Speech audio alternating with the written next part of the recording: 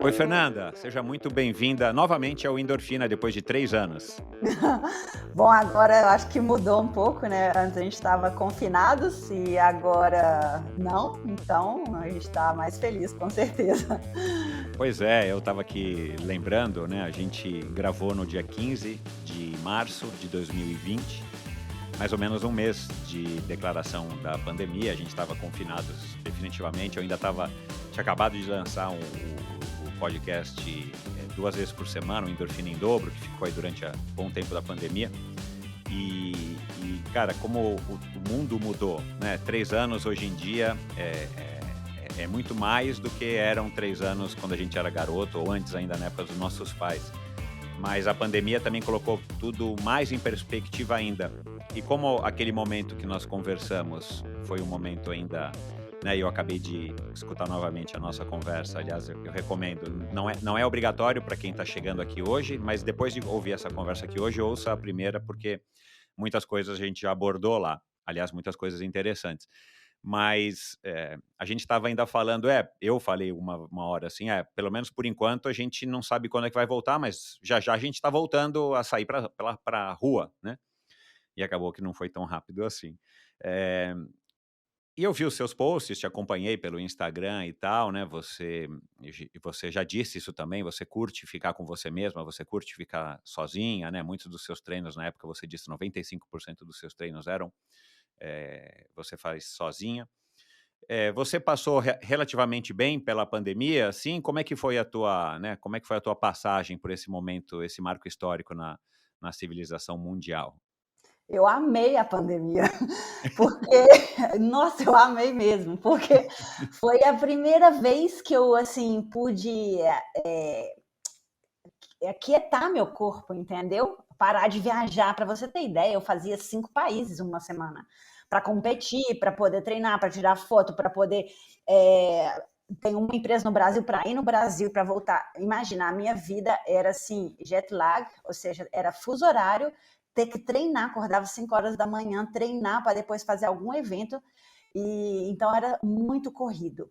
E mais eu competia, sempre tentei competir no Ultra Trail World Tour, são ultras de longa distâncias, de 100 quilômetros, as mais curtas, e de 100 milhas, e mais o Mundial de Skyrunning. Então, eu ainda, sabe, tentava, assim, me arriscar em todas essas provas.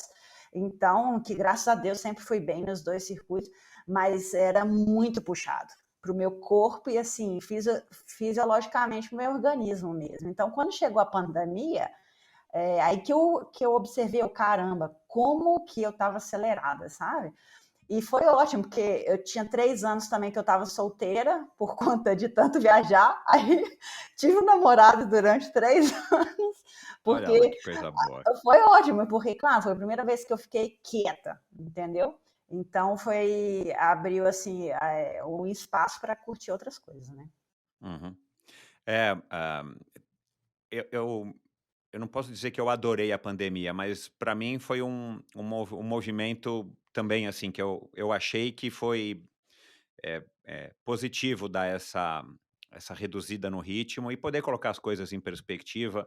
E tudo bem ficar preso em casa, né? Eu saí aqui em São Paulo às 4 horas da manhã para fazer o meu esporte, evitava contato e passei relativamente bem. No finalzinho, só que eu comecei a sentir um pouco mais, eu percebi que eu comecei a ficar mais estressado, mas logo a história começou a afrouxar, né? O confinamento e tudo mais, passou. Mas você disse também na nossa conversa que você era um pouco, se julgava um pouco antissocial. Então, também para essas pessoas que não curtem, não tem essa, não é que não curtem, não tem a necessidade de estar indo num evento em público, não estar indo numa festinha, num bar, num restaurante, ficou um pouco menos complicado, né? Mas eu não sei como é que está sendo aí na França, Chamonix, eu não sei, é uma cidadezinha muito pequena, mas aqui em São Paulo o que a gente percebe nesse último quase um ano aí, praticamente um ano de relaxamento das restrições, que, cara, as pessoas estão indo com afobação para esses eventos sociais, para restaurante, para balada, para festinha, para reunião,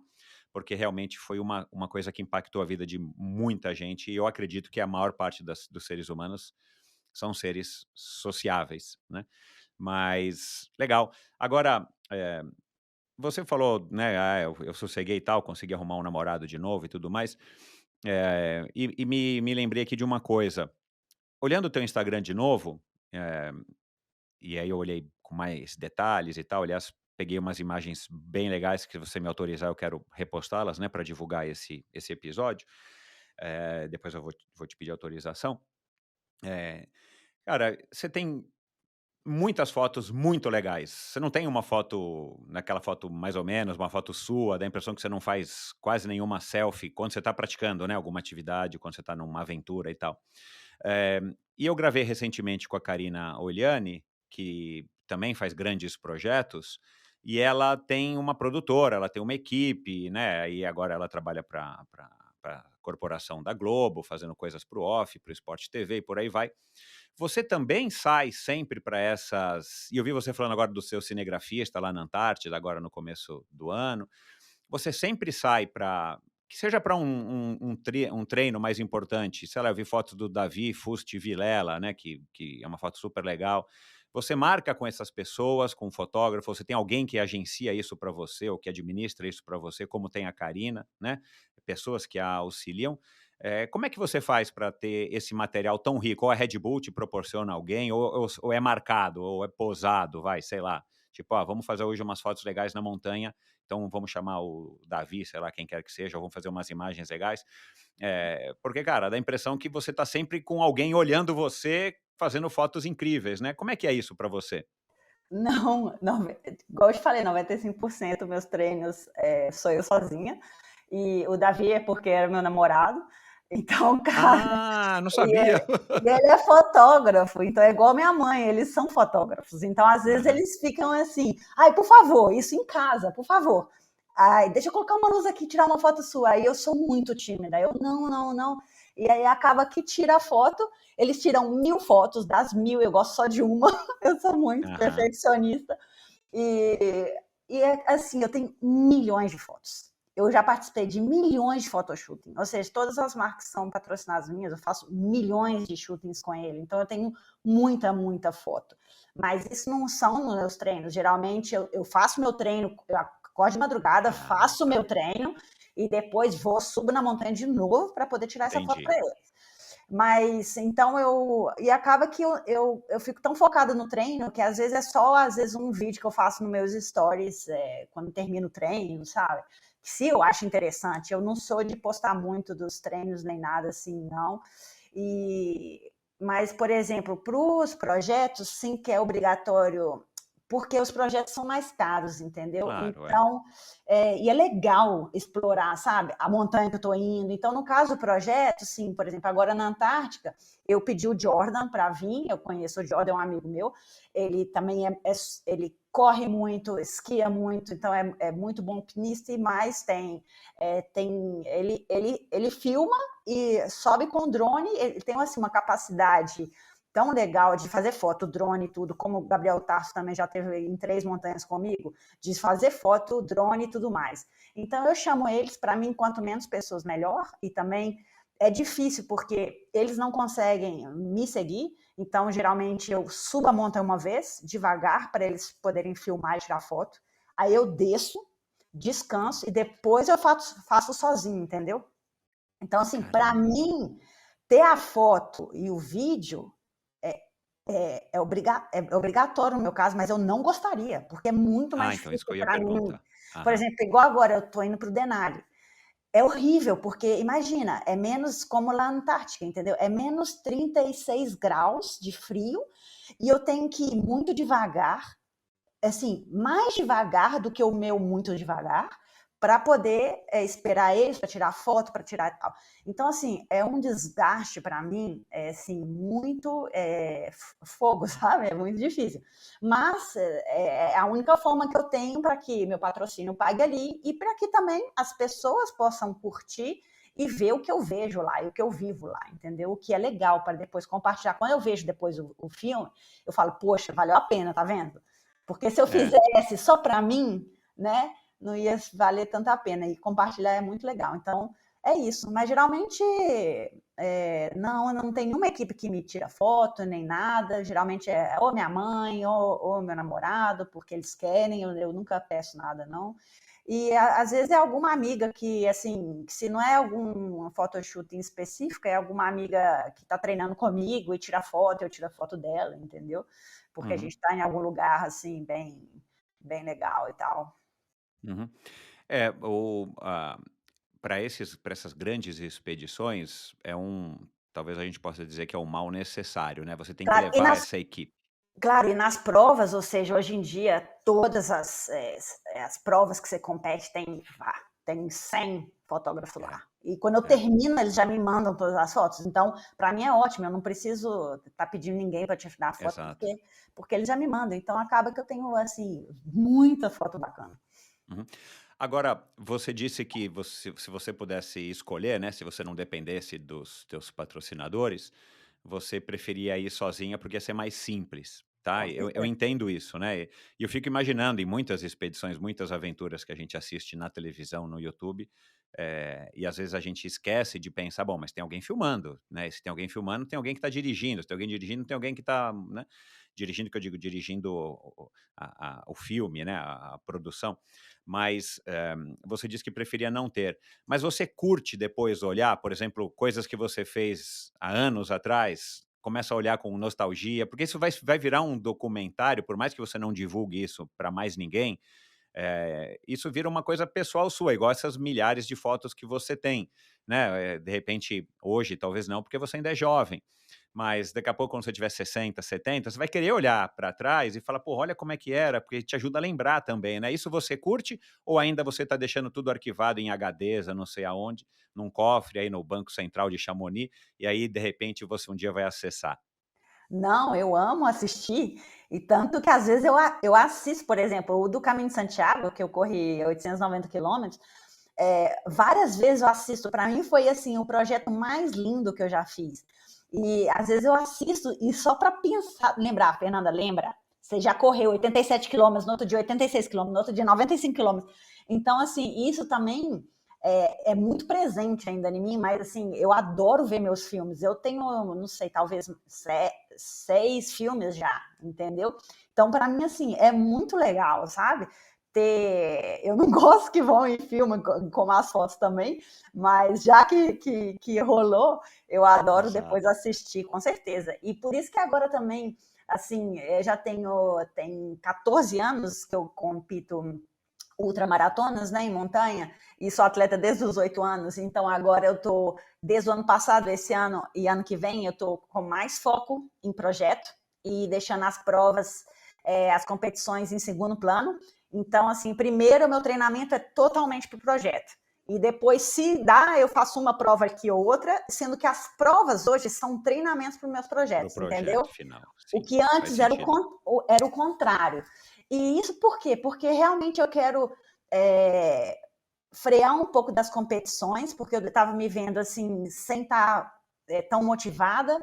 Por exemplo, o Trateiro Mont Blanc, eu sei que é sonho de todo corredor de ultra, e é o meu sonho, mas eu já corri 9 vezes. E ao final, eu já dei a volta no Mont Blanc 20 vezes, porque você faz para competir, você faz para treinar. Então, assim, cada vez que eu vinha para Chamonix, então eu treinava ali, às vezes dava mais outra volta, no final eu dava toda a volta em 2 dias, porque eu não queria gastar muito tempo lá. Então acaba que a motivação assim de fazer a mesma trilha, sabe, a mesma competição. Eu falei, não, eu tenho que dar um tempo. Eu vou para fazer outras coisas assim bem cabulosas também, que é o meu estilo, mas que sejam diferentes, entendeu? Que me motivem mesmo e que eu tenho que fazer um treinamento específico e aproveitar também toda a habilidade que eu tenho, que é esse talento, esse esforço, essa paixão que eu tenho, que é de montanha, né? De correr por Uhum, ali. Então, por uhum. isso que eu comecei a fazer, né, o White Flow, que são os projetos que eu faço, que é tanto, né, para uma, né, subir dessa uma montanha, e também algo social do local que estou. Então, agora eu fiz, né, agora o da Antártica, subir desse correndo o Monte Vinson, que é a montanha mais alta da Antártica, e agora estou indo para o Denali, que é a montanha mais alta da América do Norte. Então, esses são o meu projeto assim, deste ano. E tô super motivada. Acabei de correr agora 40 quilômetros. Ontem fiz mais 2.200 metros positivo embaixo de uma nevasca. Então, assim, eu estou preparando tanto fisicamente como mentalmente para esse projeto. E, assim, é muito treino mesmo. É, e é engraçado observar, assim, que a competição ainda, né, para as pessoas que assistem, que me seguem, é muito mais, atrai eles muito mais, né? E para mim já não, é muito é, estranho. E assim, o que para mim, eu acho que é porque eles não têm uma ideia, como eu também não tinha antes, do que é uma Exato. montanha alta, sabe? Assim, você só tem a ideia quando você está ali. O que eu fiz na Antártica é tipo 1.000 vezes mais difícil do que uma outra do Mont Blanc, porque você tem que ter muita experiência, o seu corpo está no limite assim, de sobrevivência, é um local totalmente extremo, não existe animal, não existe nenhum ser vivo ali, é muito, muito cabuloso. E você conseguir correr nesse terreno, ainda rápido, eu bebi, sei lá, 400 ml de água em 9 horas. Eu só consigo fazer isso por conta da minha experiência, entendeu? Então, tantos treinamentos de vida, sabe? Que se você tem que ter para fazer um desafio desse, a 5.000 metros de altura. Então, é muito diferente. Mas você só entende quando você realmente entende a grandiosidade, né? Desse tipo de montanha. Então, é isso. Agora, esse ano, eu estou assim, mais focada para os projetos. Então, com certeza, deve vir mais filmes por aí. Cara, legal demais. Isso que você acabou de falar me leva ao seguinte: você, quando a gente conversou, você tinha 40 anos, tinha acabado de fazer 40 anos, e hoje você está com 43. Eu não sei qual que é a faixa etária, né? Se você tem aí um extrato demográfico das pessoas que te seguem, se é possível ter também em todas as mídias. Mas o que a gente vive hoje no Brasil, e eu acredito que a maior parte dos seus. Maior parte talvez não, né? Já que você é uma pessoa tão multimídia e tal. Mas devem ter muitos corredores de montanha, principalmente, que cresceu muito no Brasil, né? Lá em 2020, quando nós falamos, já havíamos falado sobre isso, já estava grande, hoje em dia está maior, apesar de ter tido esse ato da pandemia. Né, o próprio trail running mundial está passando por alguns dilemas, né, das provas muito cheias, não estão degradando o ambiente, teve casos de doping recentes. Quer dizer, o mundo está numa completa mudança nesses últimos anos, também em decorrência da pandemia, né? Mas eu acho que tem muito mais a ver com maturidade, e é isso que eu queria falar um pouco com você, já que agora você já passou dos 40, você já é uma quarentona já vivida, né, de 43 anos, apesar de ser muito jovem. Eh, mas eu acho que isso que você acabou de dizer demonstra a sua maturidade. E não tem a ver só com a idade, mas tem a ver também com o seu desenvolvimento pessoal dentro da sua profissão, né? Quando a gente é mais jovem, a gente tem mais essa afobação, a gente tem mais essa coisa de também querer se afirmar, de querer ganhar títulos. Para você, talvez ganhar títulos significava ganhar dinheiro, perpetuar patrocínios. De repente, a hora que você já chegou nessa fase, já dominou aquele negócio e você está procurando essa motivação, você vai para desafios que para você são diferentes e maiores, mais motivadores. E talvez para quem te siga, ou a maior parte de quem te siga, talvez não. E a gente está vivendo ainda um boom na corrida de montanha, de trail running aqui no Brasil, que as pessoas estão muito empolgadas, né? Eu mesmo, depois de ter conversado com você, com a Manu, já gravei com Letícia, com Rosália, com Cissão, com a Camila Nicolau, que também participou de algumas provas, eu não sabia, né? Então, assim, são momentos diferentes, né? E dentro desse assunto, então, o que eu queria ouvir de você? Como é que você está se enxergando hoje com 43 anos, tanto do ponto de vista, da maturidade, quanto do ponto de vista da sua idade fisiológica, né? Você se olha no espelho, não fisicamente, esteticamente, eu digo, mas quando você se olha no espelho, tá ali o 101, você acha que você ainda tem muita lenha para queimar? Você se sente hoje mais preparada por conta da experiência, da cabeça que você vem construindo e adquirindo? Ou você já está sentindo um pouquinho os efeitos do tempo, seja em articulação, seja em pulmões, seja em força, né? Eu vi você falando que você quer se desenvolver como uma corredora mais forte nas subidas, que você disse que é um ponto fraco seu. Queria que você falasse um pouco disso também, né? Como é que está hoje eh, a, a Fernanda com 43 anos? Na verdade, eu tô igual que antes. Que bom! Eu continuo. Aqui, ó, no nosso quadradinho aqui no Instagram, pra mim você tá igual, né? De olhar, você tá igualzinha, não mudou nada. Eu tô Não, branco pra caramba, meu Deus do céu, meu. não, a motivação continua a mesma coisa, o sangue no olho continua a mesma coisa. Ou seja, desde quando eu comecei correndo 5 quilômetros, para depois 7 quilômetros, 10 quilômetros, meia maratona, eu acho que continuo nessa, entendeu? Assim, eu quero me desafiar como é um plano pessoal mesmo, entendeu?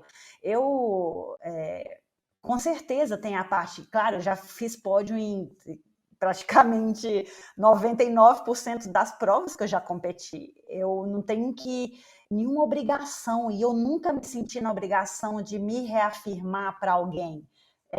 Todas as provas que eu competi, que eu ganhei ou não ganhei, mas que graças a Deus sempre fui no pódio, por isso a minha solidez, né? Eu acho que por isso eu continuo aí sendo sólida, porque eu continuo me desafiando, sabe? Eu continuo, claro, me adaptando. Claro que com a idade, por exemplo, eu nunca fui na academia antes, até os 35 anos, eu nunca fui na academia.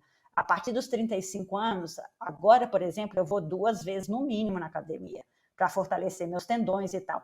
Então, eu vou administrando, mas de uma forma assim, natural. Eu não vejo nenhum limitante. E tanto que, como eu te expliquei, por exemplo, agora que eu estou mais assim para os projetos, é porque isso me instiga muito. Os projetos são realmente assim fodásticos e isso para mim assim é um trabalho pessoal e físico, sabe, que eu tenho que fazer como atleta para estar ali, que às vezes é muito mais do que na outra. Esses dias mesmo, às vezes eu estava vendo, às vezes as pessoas dão uns likes lá nos stories, aí, por coincidência, você vê uma story 2 anos atrás. E eu falo, nossa, hoje eu corri 4 horas e eu me preparando para uma outra. Hoje eu corri 4 horas, amanhã eu vou correr 4 horas. E aí me chegou isso essa semana, eu falei, caramba, continuar a mesma coisa, que eu corri ontem 4 horas, hoje corri 4 horas, me preparando para uma montanha, mas ainda eu continuo tendo esse treinamento, preparação cabulosa para uma ultra, ainda mais a escalada, mais agora eu tenho que ir dormir a 3.700 metros de altura, mais eu tenho que treinar 3.700 metros de altura, ou seja, claro que eu só consigo isso hoje por conta desses meus anos atrás que eu fiz, entendeu? Exato, concordo. Então eu tenho uma bagagem muito forte, sabe? E então eu acho que eu estou muito mais preparada mentalmente, com mais experiência e fisicamente eu me noto praticamente igual. Talvez ali antes eu tinha uma recuperação, eu acabava umas 100 milhas e eu conseguia trabalhar no computador depois. Hoje em dia, eu vou acabar umas 100 milhas e vou ficar 3 dias assim, com a perna mais dolorida. Mas praticamente é igual, entendeu? Uhum. Então, é isso que mudou. Mas assim, tanto que, por exemplo, agora que eu estou fazendo focado nos projetos, eu tenho a minha ideia, o meu plano é que daqui 2 anos eu volte a fazer as ultras, porque eu vou voltar. Eu sempre gosto assim de fazer as competições para me manter na minha performance alta, sabe? Aham. Porque se eu só fazer projeto, eu acho que a gente vai perdendo em performance. Um Uhum. pouco, por conta da competição, né? Assim, por mais Uhum. que o treinamento seja o mesmo, quando você está competindo ali, você dá É, você dá a sua parte espiritual lá, sabe? O concordo. que, o que no treinamento você não dá essa parte espiritual. É. Então, eu quero voltar a isso, entendeu? Uhum. Só que, assim, eu estou dando esse tempo para justamente para minha motivação voltar assim a ser triplicada e para eu voltar a fazer as competições assim que realmente vão me atrair, sabe? Uhum. Você disse de dormir a 3.700 metros, e você disse que a gente tinha que gravar agora, porque amanhã ou essa semana você vai para um refúgio. Uhum. Ir para o refúgio significa também isso, se aclimatar com uma altitude, fazer treinos específicos de talvez de escalada? Eu queria que você falasse um pouco. Eu descobri recentemente, até coloquei numa newsletter ainda no começo desse ano um documentário, não sei se você assistiu, da Patagônia, sobre o fechamento do último refúgio, ou quer dizer, do refúgio mais antigo aí de Chamonix, o Chapuá, não sei como é que fala. Tá boa. E eu não tinha muita familiaridade com essa história de refúgio, e a mulher, a Sara, não sei das quantas, foi para lá, levou a família, ficaram lá, né? É acampamento, mas dentro, é praticamente um acampamento, mas é dentro de uma casa, né? Assim, porque tem condições muito extremas. É nesse tipo de refúgio que você vai? E qual é o objetivo de ir para um refúgio? Sim, o objetivo é me aclimatar, né? Ou seja, Ah, se agora a montanha que eu subi descorrendo, ela tem 6.300 metros. Então, aqui nos Alpes, eu sempre tento subir para algum refúgio que seja o mais alto possível, para dormir lá e para poder treinar lá. Então, diferente de muitos atletas de elite, né, de olímpicos que fazem, ou seja, para um atleta normal, assim, né, que quer performar no nosso nível, né, de humanos aqui, o ideal é de 1.900 metros a 2.900 metros, que você altitude. fique Aham. nessa altitude. No meu caso, tem que ser mais alto, por quê? Porque o meu objetivo é performar, né, desenvolver, ter meu maior performance acima disso. Então, por exemplo, quem vai escalar o Everest, quem vai fazer isso, eles precisam somente de estar dormindo em altitude bem alta. No meu caso, que eu tenho que aclimatar e mais performar, ou seja, ter uma performance cabulosa nessa altitude, eu tenho que não só dormir, mas também treinar Treinar. nessas altitudes muito altas. E é Uhum. difícil, porque é uma coisa que eu tenho que manter é meu VO2 max alto, meu VO2 max alto, por isso que eu tenho que também treinar, igual eu fiz hoje, 40 quilômetros aqui rápido, mas subir e descer a montanha sem parar, entendeu? Com muito desnível. Mas eu tenho que subir, dormir lá e ainda treinar lá. E que é difícil, né? Porque é um balanço, porque quando você treina nessas altitudes altas, você perde musculatura e você fica muito cansado, entendeu? Então é um balanço de quanto tempo eu tenho que treinar, quantos dias eu tenho que dormir, então tem que descer também aqui, em Chamonix está 1.000 metros, Belo Horizonte também é 1.000 metros, então é assim, eu me sinto bem em casa, assim, bem confortável fazendo as montanhas até 3.000 metros, para mim é muito, muito fácil. Hoje em dia, até 4.000 metros, para mim, é bem tranquilo.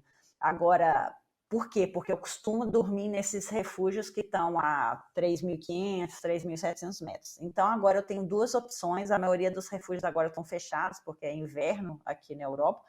Então, mas eu tenho dois refúgios, um na Itália e outro na França, que eles estão a 3.600 metros, não é muito alto, mas sim, é bem precário, porque é frio, não tem Wi-Fi, às vezes tem, mas não funciona direito, e, né, é caro, então você tem que pagar para dormir ali, é bem caro, e também é um desgaste, né? Porque você tem que subir, às vezes tem teleférico que te deixa mais ou menos próximo. Então, por exemplo, agora eu vou para um na Itália, então eu levo meus esquis. Quando eu desço desse teleférico, pego meus esquis, vou descendo. Você tem que fazer uma descida esquiando até chegar nesse refúgio. Então lá eu vou levar meu equipamento, a minha bota de esquis, meus esquis, a pé de foca, porque eu faço esqui touring, então eu subi dessa montanha lá com esqui e também com a bota para poder subir e descer correndo as montanhas, né, de mais de 4.000 metros que tem lá próxima. Uhum. Então, e assim, né, às vezes é glaciar, então eu tenho que chamar algum amigo para poder ir comigo, para poder estar encordado, né, porque nos glaciares, para quem não entende, tem as gretas, né, que são os buracos lá no glaciar, então você tem que saber resgatar, então você tem que saber ter muita técnica também de saber ler se é neve, ler se é gelo, saber será que se vai cair uma avalanche, você tem que ler todos os tipos de informações antes de sair para um treino. Então, isso é tudo com a experiência, você vai aprendendo e também ler o terreno, né?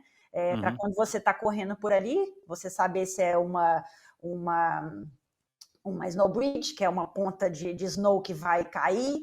Então, você tem que entender muito para você estar se movimentando nesses locais. Claro. Então, esse é o tipo de treinos que eu vou estar fazendo agora, nesse um mês, né? Eu tenho 4 semanas agora, antes de ir para o Denali. E então, esse é o tipo de treinamento que eu vou estar fazendo esses dias. Do ponto de vista do condicionamento físico, você tem orientação, você sempre menciona um treinador. Você tem o mesmo treinador há muito tempo? Qual é o nome dele ou você mudou recentemente?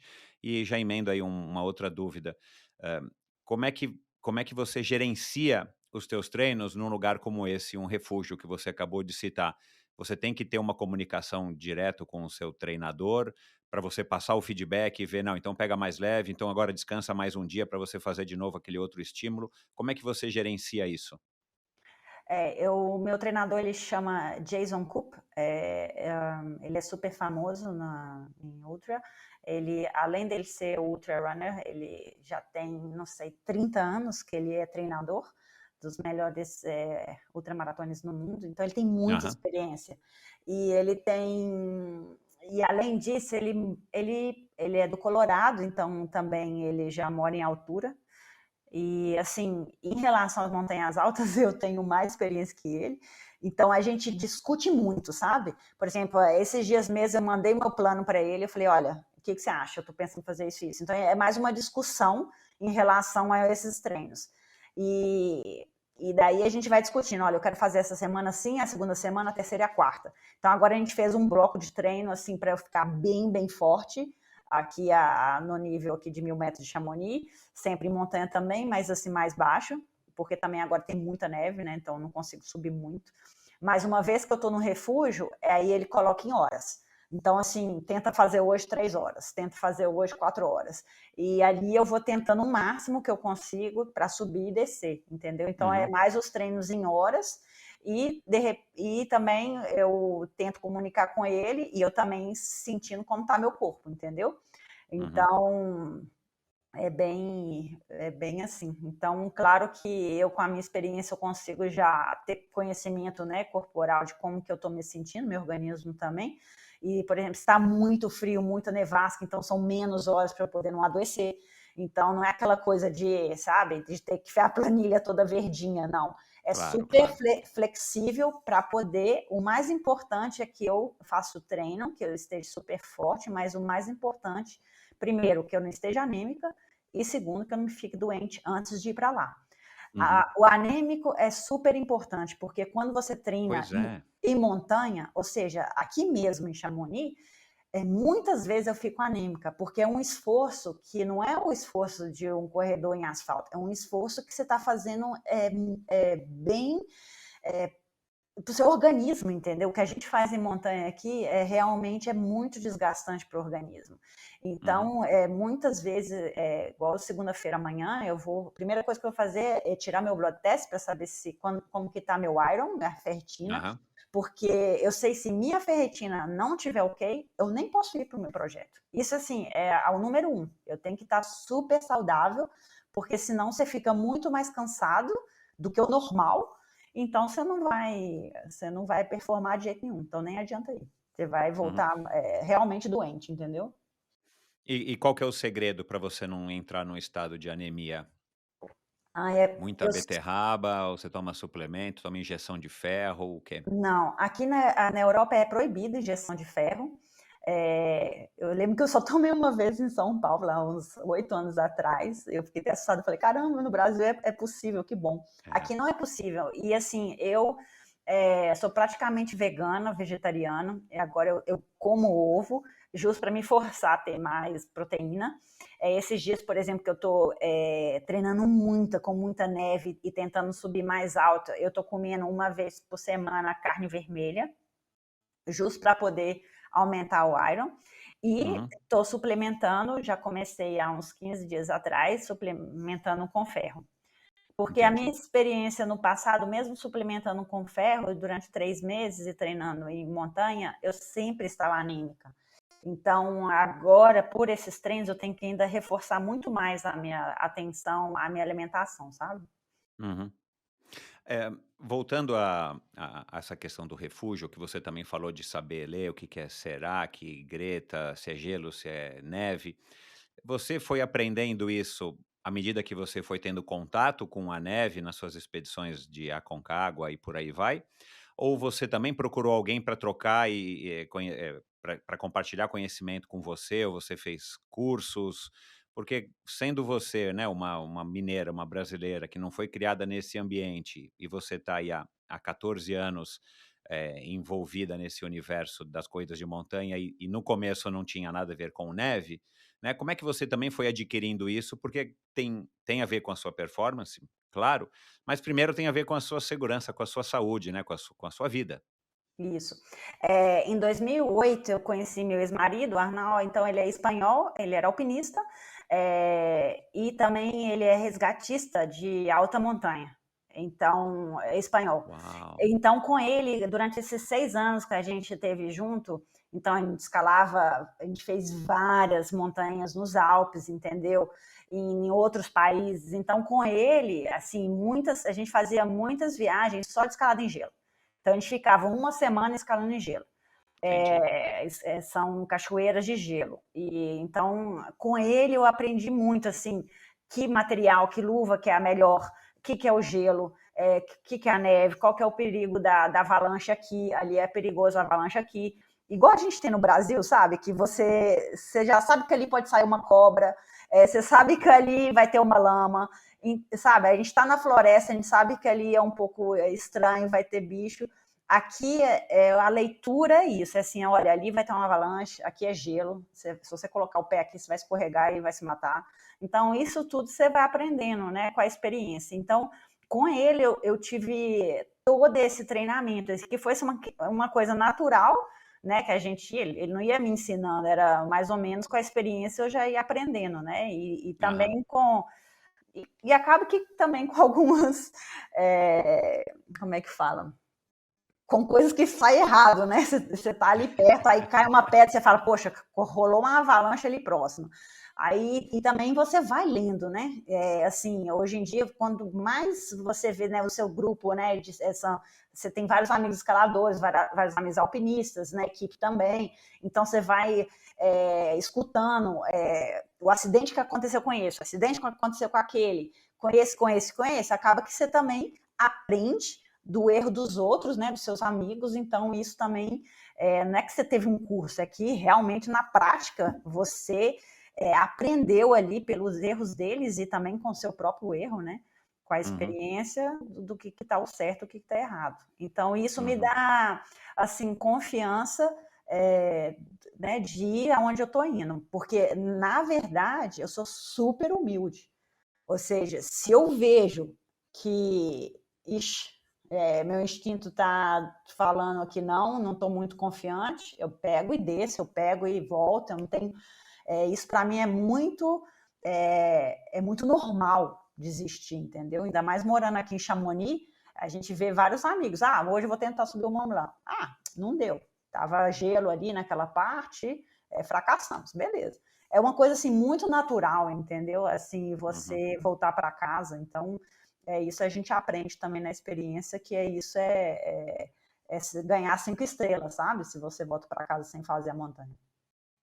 É respeitar a natureza, né? Porque aí é uma condição muito extrema. A natureza sempre vai vencer se ela quiser disputar alguma coisa com você. Então, essa humildade, eu acho que quem tem alguma relação com a montanha, acho que deve ser uma das primeiras coisas que aprende. Muitas vezes a gente vê, infelizmente, as pessoas que desrespeitaram os sinais, infelizmente, não estão aqui mais para contar nada para a gente. Uhum. Você teve na Antártica. É Antártica ou Antártida? Antártica, né? Em português. Então, Acho em que é. inglês fala Antártica e em português pode ser Antártica ou Antártida, mas Ah, tá. por conta da cerveja é melhor a gente falar Antártida. Tá bom. É, não, é porque eu acabei de lembrar que é isso, tem o Ártico e tem o Antártico, que é o oposto, né, ao Ártico, né, no sul. Mas tá bom, vamos falar Antártida por causa da cerveja. Hã, e você relatou que era um sonho seu desde 2016 e tal, e você conseguiu realizar isso esse ano. Para quem não sabe, eu até relatei quando você divulgou, na minha newsletter também, fiquei super feliz com sua conquista, vi lá as matérias e tudo mais. Você subiu e desceu em tempo recorde os 4.982 metros em 9 horas e 41 total. Foi a mulher mais rápida a ter feito essa corrida barra escalada, né? Escalar corrida, não sei como é que você denomina isso. E você disse que foi super legal, que foi incrível, né? Que o sol nunca se põe, que ele dá uma volta em cima da gente. E teve essa história da troposfera, que o ar é rarefeito, mas lá é mais ainda porque tem mais pressão, porque você está mais próximo, né, do céu, do sol, e coisas que eu nunca tinha parado para imaginar. A gente imagina no frio, a gente imagina num continente gelado, né, onde você só vê branco, temperaturas de até menos 80 graus. Agora, foi também para você, além de ter sido uma vitória pontual, de você ter feito isso, que era um sonho, um projeto enorme, que deve ter demandado meses e meses e meses, uma grana legal dos teus patrocinadores, mas você realizou, te dá aquela satisfação pessoal, mas também foi uma vitória muito maior por ter acontecido depois do acidente, né, que você sofreu. Eu quero falar um pouco do acidente daqui a pouco. Em 2021, foi dia 5 de fevereiro, né, se eu não estou falho aqui minha memória. É, eu queria que você relatasse um pouco, porque eu não ouvi muito você falando disso nos teus vídeos e tudo mais. Assim, como é que você processou isso depois de ter realizado o feito? Claro, euforia, é muito legal, bater um recorde e tudo mais, mas como é que você processa isso hoje, né? Alguns meses depois, né? 2, 3 meses depois. O que significou isso para você, se você já é capaz de olhar isso já em retrospecto, já pensando no Denali? Michel, para te explicar, o meu cérebro ele realmente parou. Eu não conseguia falar, eu não conseguia caminhar, eu tinha dificuldade para tudo. Ao lado esquerdo, assim, do meu corpo ficou paralisado. Então, eu fui para o hospital umas 5 vezes e tive um mês no centro da Red Bull para conseguir descansar. Imagina, eu demorava 20 minutos para fazer 1 quilômetro. Então era assim muito lento. Então o meu treinamento ali era 10 minutos na bike indoor. Então imagina, quando você vem, né, 10 minutos na bike indoor, dia a dia, no outro dia 15 minutos na bike indoor, e respeitando o cansaço mental, né, a sua lesão cerebral. E depois eu voltei a correr, tive problema no cérebro de novo, voltei para lá. E aí eles viraram e falaram: Fernanda, seu caso é mais sério, você vai ter que ir para uma clínica na Suíça e ficar lá uma semana fazendo testes cerebrais. Então eu fui para uma clínica, Swiss Concussion Center, passei uma semana na Suíça fazendo o que era a clínica mais importante na Europa. E imagina, 1 hora com a minha médica é 1.000 euros. Ulala. Ulala. E assim, isso é só um detalhe. Mas assim, fiquei lá uma Mas ou é o semana. teu seguro ou a Red Bull que paga, né? Você não precisa É, pagar ou precisa pagar. preciso pagar também. Ou seja, Putz. mesmo tendo seguro, mesmo tendo patrocínio, é muito, muito caro. Então, mais essa semana lá, eu fiz todos os testes, aí eles descobriram que eu tinha uma disfunção cardiovascular locomotora, por conta de ter chocado minha cabeça diretamente na pedra, e também uma disfunção visual. Então, o que acontecia? Quando acontecia uma neblina ou uma nevasca, eu não consigo, o meu cérebro não conseguia assimilar isso por conta da disfunção visual. Então aí meu cérebro ficava muito cansado de novo e aí eu não conseguia. Imagina, eu ia para o supermercado, demorava meia hora, fica só poucos metros da minha casa. Demorava meia hora para ir para o supermercado. Comprava uma lata de feijão. Voltava assim, morrendo de carregar uma lata de feijão para casa, para cozinhar. Então era muito assim, era um cansaço que vocês não têm ideia. Assim, eu tinha medo de atravessar a rua, porque se viesse um carro eu não ia conseguir correr para atravessar a rua. Então, desse nível.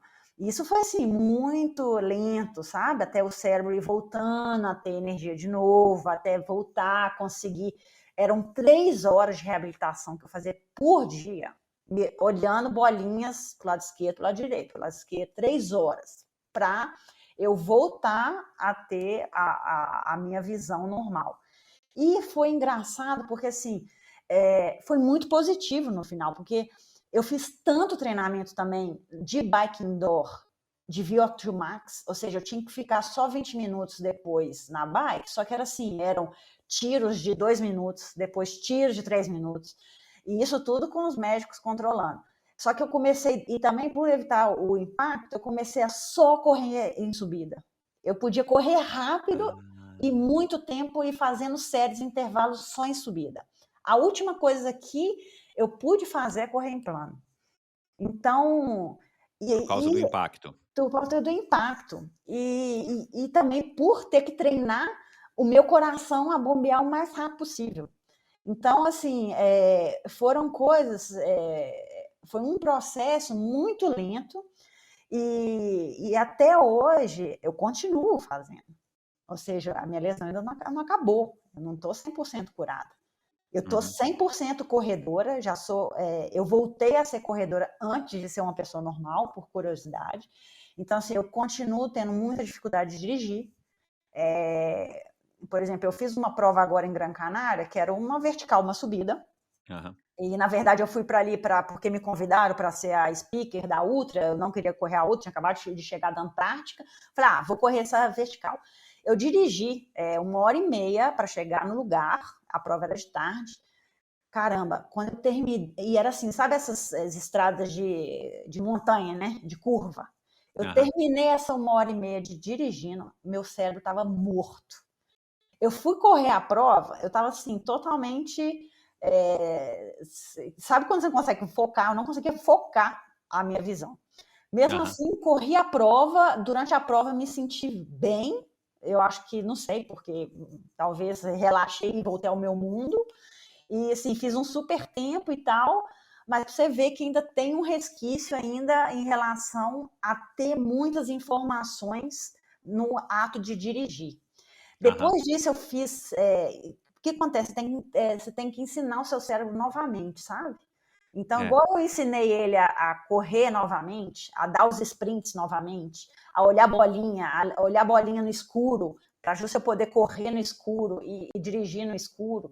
Então, agora, o que eu estou fazendo? Eu dirijo, eu comecei, porque em Chamonix, quase aqui, gente, é muito pequeno. Eu não preciso pegar meu carro para nada. É. Então, por isso foi assim um falho meu de não ter feito essa reabilitação também em dirigir, porque acaba que eu tenho que dirigir hoje para depois correr, justo para que eu consiga ter o meu cérebro de volta a ter esse estímulo de muita visualização na coisa do dirigir e depois correr. Eu pegar avião e tal, não tem nenhum problema. O negócio é dirigir mesmo. E é engraçado que, por exemplo, eu dei a volta no Mont Blanc no passado, quase 400 quilômetros de bike. E assim, é cabuloso, é contra carro e tal e tal. Não tem problema nenhum. Mas dirigir me causa isso, entendeu? Então, assim, Curioso, né? curioso. Então, desde depois disso, eu já fiz outras viagens dirigindo. Eu estou buscando a dirigir muito mais e já tive dificuldade e agora já não. Semana passada mesmo eu dirigi até a Nancy, corri depois 22 quilômetros, depois de ter dirigido 1h30, corri 22 quilômetros sem nenhum problema, nada, nada, nada, e depois voltei para casa dirigindo. Então, você vê que, né, vai melhorando. Aí agora eu tenho uma viagem também de 5 horas dirigindo, 2h30 para lá, 2h30 para voltar. Vamos ver como é que responde meu cérebro. Mas, por exemplo, em alta montanha é perfeito, porque é muito menos impacto. O meu batimento cardíaco fica mais baixo, porque em alta montanha, para quem não sabe, quando você começa a fazer o esforço lá, não tem como você se esforçar muito. Não sei explicar também essa parte fisiológica, mas o batimento lá fica muito baixo. Uhum. E então acaba que isso é muito melhor. E pela pressão atmosférica eu nunca senti nada, entendeu? Pode ser porque realmente eu treino bastante aclimatada antes, então eu não tenho nenhum. Eu posso ter a dor de cabeça normal de altitude sickness, né? De mal de altura, mas isso não tem nada a ver com a dor cerebral que é dentro do cérebro. São dores Uhum. diferentes, entendeu? Uma coisa é dor de cabeça, né? Todo mundo sabe o que é dor de cabeça. Isso eu não tenho dor de cabeça. Uhum. O que é o meu sintoma é uma dor, uma pressão dentro do cérebro e que não é legal. Mas a gente desviou um pouco do assunto, eu quero voltar para esse assunto do acidente, mas enfim, então, diante disso tudo que você já expôs, e quem está ligado, quem leu a matéria na Go Outside, quem acompanhou você no teu Instagram, você deu vários relatos, eh pode saber um pouquinho mais a respeito do teu acidente, mas, de novo, como é que você está processando essa grande conquista de ter batido esse recorde, né? Você já fez outras aventuras ano passado, já depois do acidente, mas essa que talvez, não sei se você julga, depois do acidente foi a tua maior até agora, né? De ter subido e descido o Vinzon em tempo recorde. Como é que você está processando isso? Assim, para você também foi um grande marco do ponto de vista de onde você estava, né? Em 2021, naqueles meses que né, agora acabou de completar 2 anos, que sucederam ao acidente. Até agora você conseguiu realizar esse feito 2 anos depois. Foi uma super vitória pessoal para você, independente do recorde ou não, você ter conseguido realizar aquilo no nível de performance que você realizou? Com certeza. Eu nunca, nem eu, nem minha médica, nem ninguém ia conseguir imaginar que em tão pouco tempo, porque para vocês terem ideia, uma lesão cerebral numa criança, o cérebro volta ao normal depois de 3 anos, uma criança, e num adulto depois de 7 anos. Então, é bem lento o Uhum, processo de você curar, entendeu? uhum. E tanto que eu estava com essa equipe muito profissional na Suíça, justo para voltar o quanto antes, ter meu cérebro de novo, né? Então, ter conseguido isso, para mim, nossa, claro, como você viu, né? Era o meu sonho desde 2016, mas pelo fato de eu ter a lesão, tudo hoje tem um gosto assim de tudo é vitória. Mesmo se eu não conseguisse, para mim ia ser vitória. Tanto que eu saio para correr hoje em dia é vitória, Eu vi você falando isso. porque nunca é garantido mais que depois de eu ter perdido isso, quando eu ficava lá na cama, eu não conseguia nem meditar. Eu ainda tenho dificuldade da memória curta, mas, por exemplo, eu perdi totalmente o foco. Eu só consegui ler livro depois de 1 ano e meio. Você não consegue focar. Então, quando Tá, você o foco, Fernanda, é o foco visual, não é o foco mental. o foco, é a mesma coisa. Você, tanto que no dirigir é a mesma coisa. Por exemplo, se eu tenho que dirigir hoje 5 horas, eu tenho que começar a comer muito, eu tenho que começar a ter muita energia, porque o cérebro tem 33% de energia do nosso corpo. Aham. Puxa Então, muito. assim, como eu tive a lesão visual, que é em relação ao cérebro. Então, tudo que é através do olho requer muito mais energia do que uma pessoa normal, porque eu tive a disfunção dentro do cérebro que está relacionada ao olho. Com a Então, visão. então eu não conseguia ler durante muito tempo. E ler livro era o mais difícil, porque as letras são menores e você tem que concentrar muito no raciocínio para ler o livro e também para ler a letra, entendeu? Então, é bem complexo e bem assustadora Uhum. essa lesão, entendeu? Então, desde que eu comecei a correr, eu não acreditava. Era assim como é uma benção. Então, por isso, né, muita gente pergunta: qual que é seu sonho? Que prova, que projeto? Meu sonho é de, sabe, continuar sendo saudável e fazer minha corridinha todos os dias. Isso, gente, isso não tem preço, né? É uma coisa que quando você perde isso, você fala: meu Deus, que bênção que eu posso sair hoje, acordar de manhã e dar minha corridinha matinal, que é a coisa que eu mais amo no mundo, entendeu? Então, isso eu não quero perder nunca mais. É uma coisa que eu prestigio.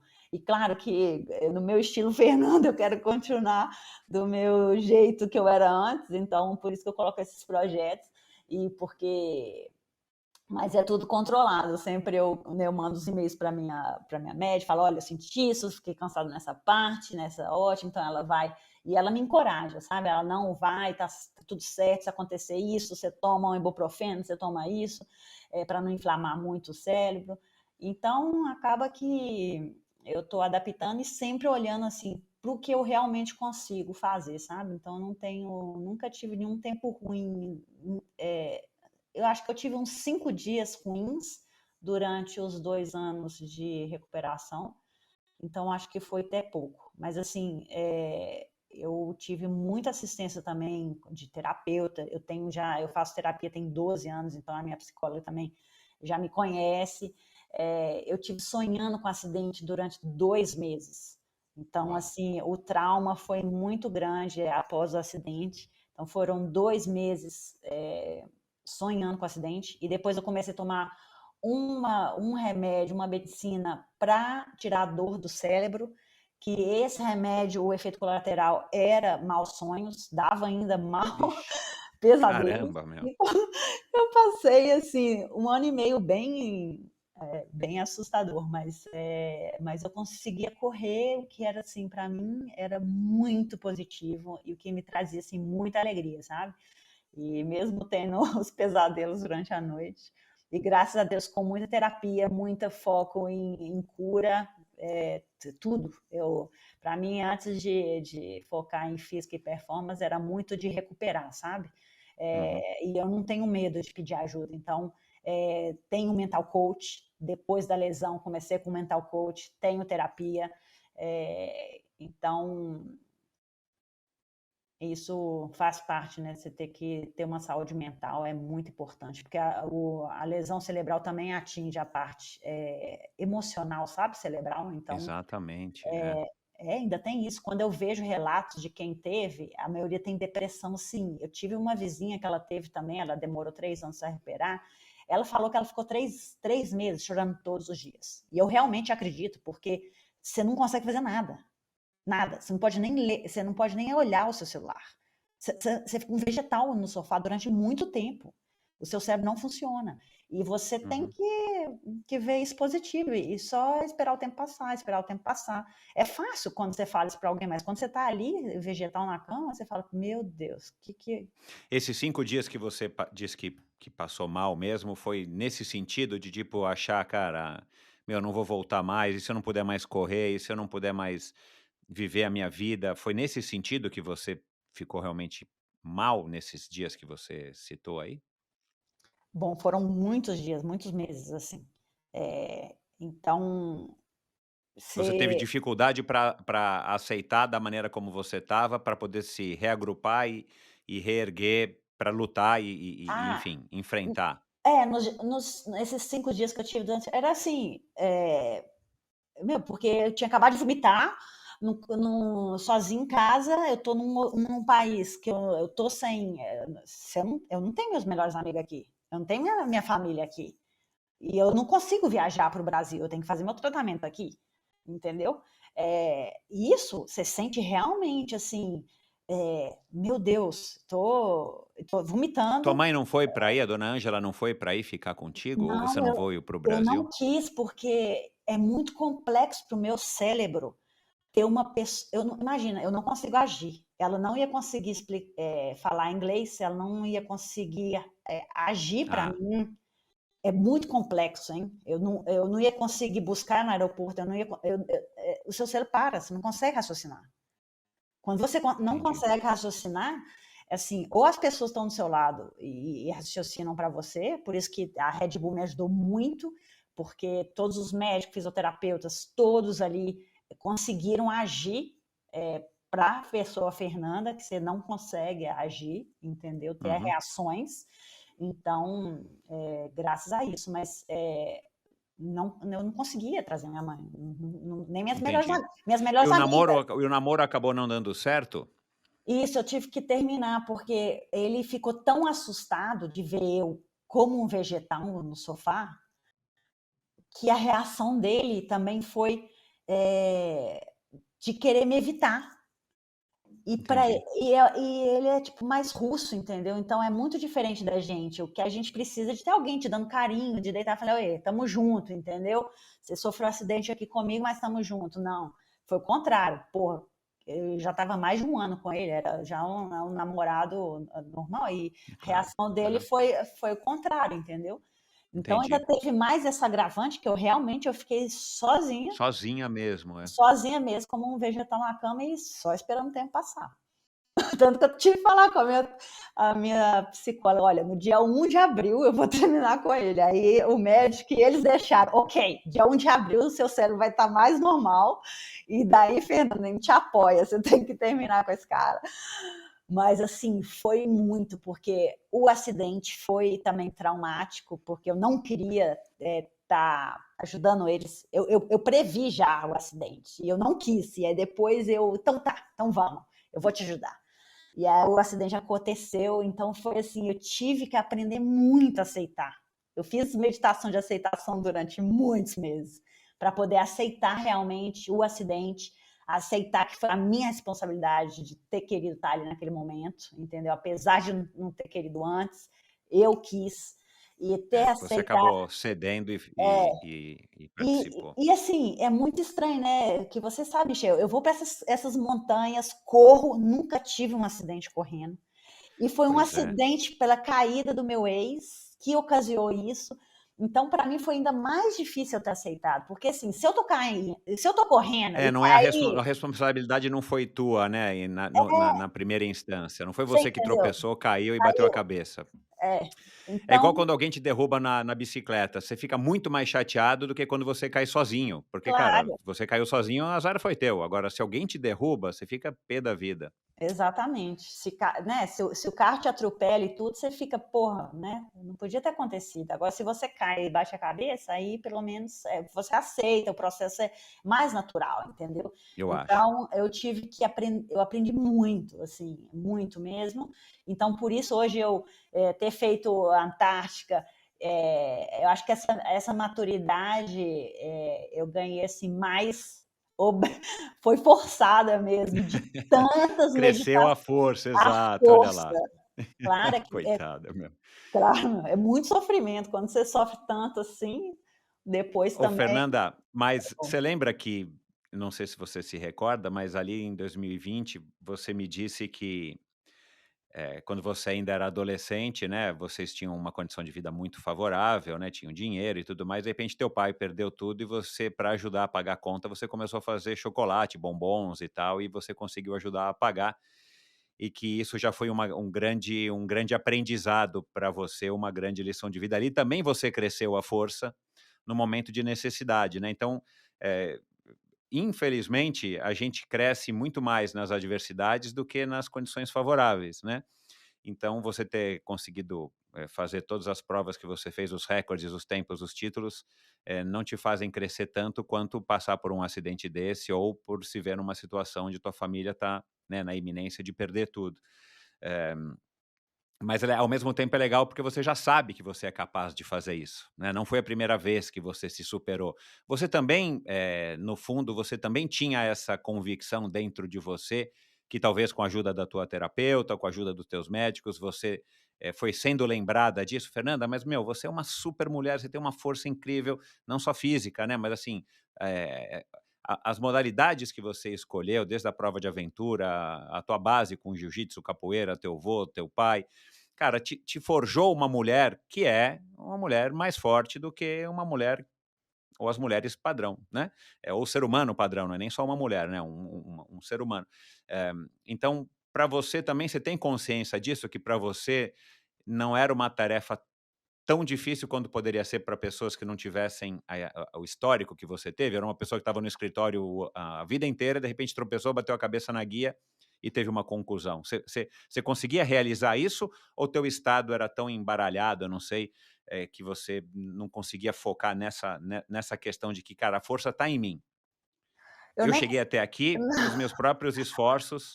eu nem precisava, porque para mim é natural. Eu sou tão positiva, eu eu nem vejo o negativo, entendeu?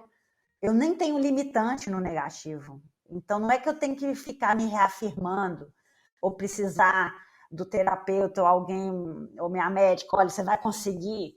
Não, já é natural dentro de mim que eu sei que eu vou conseguir, entendeu? Os 5 dias lá que eu chorei e tal, é porque eu já estava de saco cheio de ficar escutando musiquinha de passarinho. Imagina, eu não conseguia meditar, Michel. Eu não conseguia meditar porque eu não conseguia focar. Eu não fazia nada. Imagina você não pode fazer nada.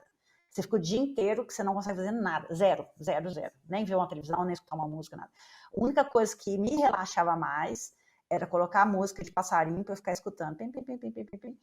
Só que depois de um mês escutando musiquinha de passarinho, você já tá assim, você começa a chorar, fala, pelo amor de Deus, tem que ter alguma reação aqui, sabe? O meu cérebro, eu tenho que conseguir. E é frustrante essa lesão, que assim, num dia que você consegue caminhar 20 minutos, você fala, caramba, que bom, talvez amanhã eu consiga caminhar 25. Aí não, no outro dia você tá morto, você tem que esperar mais 3 dias para recuperar o cérebro, para tentar caminhar de novo. Então é muito frustrante. Mas, assim, nunca vi uma coisa que eu não ia conseguir, sabe? Era muito como ter calma. Eu acho que isso, por eu ter feito tanta meditação, graças à meditação, eu consegui ficar em paz durante todo esse processo, sabe? Assim, o que aconteceu na minha adolescência, né, que a gente tinha muitos, um nível de vida muito alto, e depois a gente perdeu tudo, foi também natural, tanto para mim e para o meu irmão, como, ok, a gente tinha várias mansões, apartamentos, agora a gente está morando aqui na casa da minha avó, de 3, 4, com a família toda. Mas a vida era mais ou menos ok, não mudava muito, a gente ia para a mesma escola, então, assim, porque minha mãe era professora, então ajudou muito. Então, não foi foi um baque grande, porque eu naturalmente comecei, né, a fazer os chocolates ali, e foi natural que, olha, isso é divertido também, vou dar dinheiro aqui. E assim, eu também aprendi com meus pais que a gente tem que doar muito também. Então, todo esse processo sempre foi natural. Eu nunca tive que me forçar a nada e nem ter que aprender, por conta de eu ser já uma pessoa muito positiva, entendeu? Graças a Deus. E eu acho que isso veio muito com os cursos de meditação que eu sempre fiz há 15, 20 anos atrás. Então, por isso eu sempre consegui manter a calma, o equilíbrio e esperar, né, o tempo ir passando. Quais foram as primeiras 3 pessoas que você ligou depois que você bateu o recorde lá da Antártica? Você lembra? Que eu liguei foi no dia do Para Natal. contar. Foi com certeza minha mãe, meu pai e o Davi. Então eu liguei para os 3 para avisar, tipo, nossa, consegui e deu tudo certo, que eles ficam muito apreensivos, entendeu? Eu sou super tranquila, mas eu fico nervosa por eles ficarem nervosos, sabe? Então eu até corro mais rápido para chegar mais rápido e ligar para eles mais rápido. E eu falo, olha, às vezes eu vou chegar e eu vou querer trocar de roupa e comer antes de ligar para vocês, mas eles ficam tão nervosos que eu chego, eu como alguma coisa e já ligo para eles ficarem em paz, sabe? Porque eles ficam bem, bem apreensivos. Você fez um post no teu Instagram, 34 dias depois do acidente, se eu não me engano, que você colocou o seguinte: meu cérebro parou, comecei a recuperá-lo com o tempo, ele parou de novo e tive algumas disfunções. Trabalhei muito para me tornar uma nova Fernanda com um novo cérebro. Provavelmente não vou conseguir voltar a ser a Fernanda que eu era antes, e tudo bem, melhor. Esse trauma me mostrou que o processo da vida não é linear e depende de aceitar e lutar a ser um pouco melhor a cada dia, seja qual for o meu nível de dor. Aprendi a sonhar muito mais e a focar no que posso e não no que não posso fazer. Ainda estou trabalhando no meu cérebro. Espero um dia poder rir muito desses 2 anos de cura, porque agora só quero dizer que você é super importante para mim, sua bênção e seu apoio. Você está se referindo, acho que às pessoas que leram o post, né? Uhum. E depois você escreveu num outro lugar, agora não me recordo onde que eu peguei essa frase sua. O que chamamos de dor, Deus chama de treinamento para chegar aonde deveríamos estar. A Fernanda não voltou ainda a ser a Fernanda que era antes? Não, e nem vai voltar. Ou seja, eu já aceitei também que, tanto do lado positivo, né? Por exemplo, depois do acidente, igual eu te falei que eu tenho essa dificuldade de dirigir ainda, eu também, parte do processo, né, depois da recuperação, você não consegue ter uma vida social. Você não consegue sair para um restaurante. Até hoje eu não consigo beber. Eu já tentei beber álcool, mas aí sobe para a cabeça e dá muito mais dor. Então eu já evitei, eu não bebo mais. Então eu fico muito mais receosa, por exemplo, de ir para uma festa, ficar igual eu ficava, tomar 3 Red Bull, ficar a noite inteira acordada, dançando igual uma louca, no outro dia sair para correr uma maratona. Isso, assim, há 2 anos atrás eu fazia isso. Hoje em dia, nem quero, sabe? Eu não quero ficar mais uma noite sem dormir. Ou seja, porque você aprende que seu cérebro, você tem que descansar seu cérebro outro dia, focar no que você quer fazer. entendeu? Então, hoje, assim, hoje o meu cérebro, ele não perde tempo de fazer um social que eu não queira, sabe, por obrigação, ou fazer um social de uma festa que eu queira ou não queira ir, sabe? Eu acho que, não sei se vai ser legal para o meu cérebro eu gastar toda a minha energia de ficar sem estar dormindo, sabe, muitos dias. Então, essa vida louca, assim, tanto de viagens, isso para mim mudou. E eu vejo isso como uma coisa assim mais saudável também, sabe? Para mim fisicamente. Então, por exemplo, eu nunca fui de beber, não, mas assim, beber um vinho, né, com as Sim, sim. amigas, Aham. normal, isso é coisa que eu fazia. Hoje em dia eu já não faço. Então, são coisas que foi mudando. Então, e também, por exemplo, hoje ainda eu não me vejo correndo 100 quilômetros igual fazia no Caminho de Santiago. Vou correr 100 quilômetros hoje, amanhã. Eu acho que isso ainda para o meu cérebro ainda é um super esforço, é super gradual ainda eu ter que levar o meu cérebro para uma fadiga de correr 100 quilômetros cada dia, entendeu? Então, uma coisa que eu ainda não vejo que o meu cérebro esteja preparado ainda, ou talvez porque ele não está treinado, sabe, para poder fazer isso de novo. Igual eu te falei, Uhum. hoje eu consigo correr, hoje corri 4 horas, 40K, ontem corri 4 horas debaixo de nevasca cabulosa e tudo certo. Eu não tenho nenhuma dor agora falando com você, coisa que 2 anos atrás eu morreria de dor se estivesse olhando aqui para a tela do Do computador. computador. Então, acho que assim, talvez eu volte, mas isso foi essa minha vizinha também, que ela teve a pancada na cabeça. Ela falou assim: eu perguntei para ela, falei assim, quanto tempo depois, Nathalie, você voltou ao normal? Ela falou assim: eu nunca voltei mais ao normal. Mas eu me curei depois de 5 anos. Isso com ela, entendeu? Hoje eu consigo entendê-la, porque você tem que fazer tantas mudanças na sua vida para proteger o seu cérebro, entendeu? Que eu acho que isso depois vai modelando você de novo, entendeu? Aham, aham. Então eu É acho um que é um trauma, né, a verdade é que isso é um trauma, como a gente passa por vários na nossa vida, mas esse é um trauma mais exagerado com consequências físicas, né. então acho que por isso eu não vou voltar a ser a Fernanda de antes, mas mas eu acho que melhor, porque quando você foca no que você tem potencial e você foca a sua energia física, mental e tudo do que você é capaz, daí isso triplica, sabe? Então, você aprende a não perder tempo ou energia, né? Com bobeiras e coloca É, você vai ser mais energia seletiva. seletiva. Então, acho que isso faz você melhorar muito no teu potencial. Uhum. Eu não te perguntei isso na nossa, primeira conversa. Você é parecida com a sua mãe, a dona Ângela? Não visualmente, né, até porque eu acho que vocês têm bastante semelhança nas poucas fotos que eu vi, mas, assim, de jeito, de temperamento, você, tem, um uma herança aí nítida da sua mãe nesse aspecto? Não sei. Minha mãe, sim, ela é. Ela nunca falou assim: "Ah, eu era assim igualzinha a você na sua idade", sabe essas coisas que normalmente as pessoas mais velhas falam? Não, porque a minha mãe não é nada esportista, entendeu? Não, Imagina, não, digo não do esporte, mas digo de de temperamento, assim, personalidade. não, eu era assim, eu era batalhador, eu era, né, Sim, corajosa. isso com certeza. Ela é super simpática, ela, assim, adora também natureza, e ela é super delicada, também foca nas coisas, assim, ela tem milhões de habilidades. Qualquer coisa que ela é craque em tudo que ela faz. Ela começa a pintar, faz quadros maravilhosos. Aí ela começa a tirar foto, faz foto. Aí começa, tudo ela faz, é muito bem Com feito dedicação e faz bem feito. e faz bem feito. Então, isso a gente tem igual de personalidade também. Ela é assim, super corajosa, não tem tempo ruim, entendeu? Sempre dá um jeito para fazer todo mundo em volta feliz. E ela é super divertida.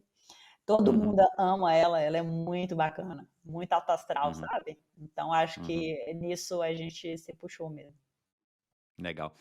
Hã, e aí nesse post, né, que você colocou, eu ainda estou trabalhando, desculpa, espero um dia poder rir muito desses 2 anos de cura, né. Esse post foi acho que 34 dias depois, mas você repostou ele 2 anos, depois.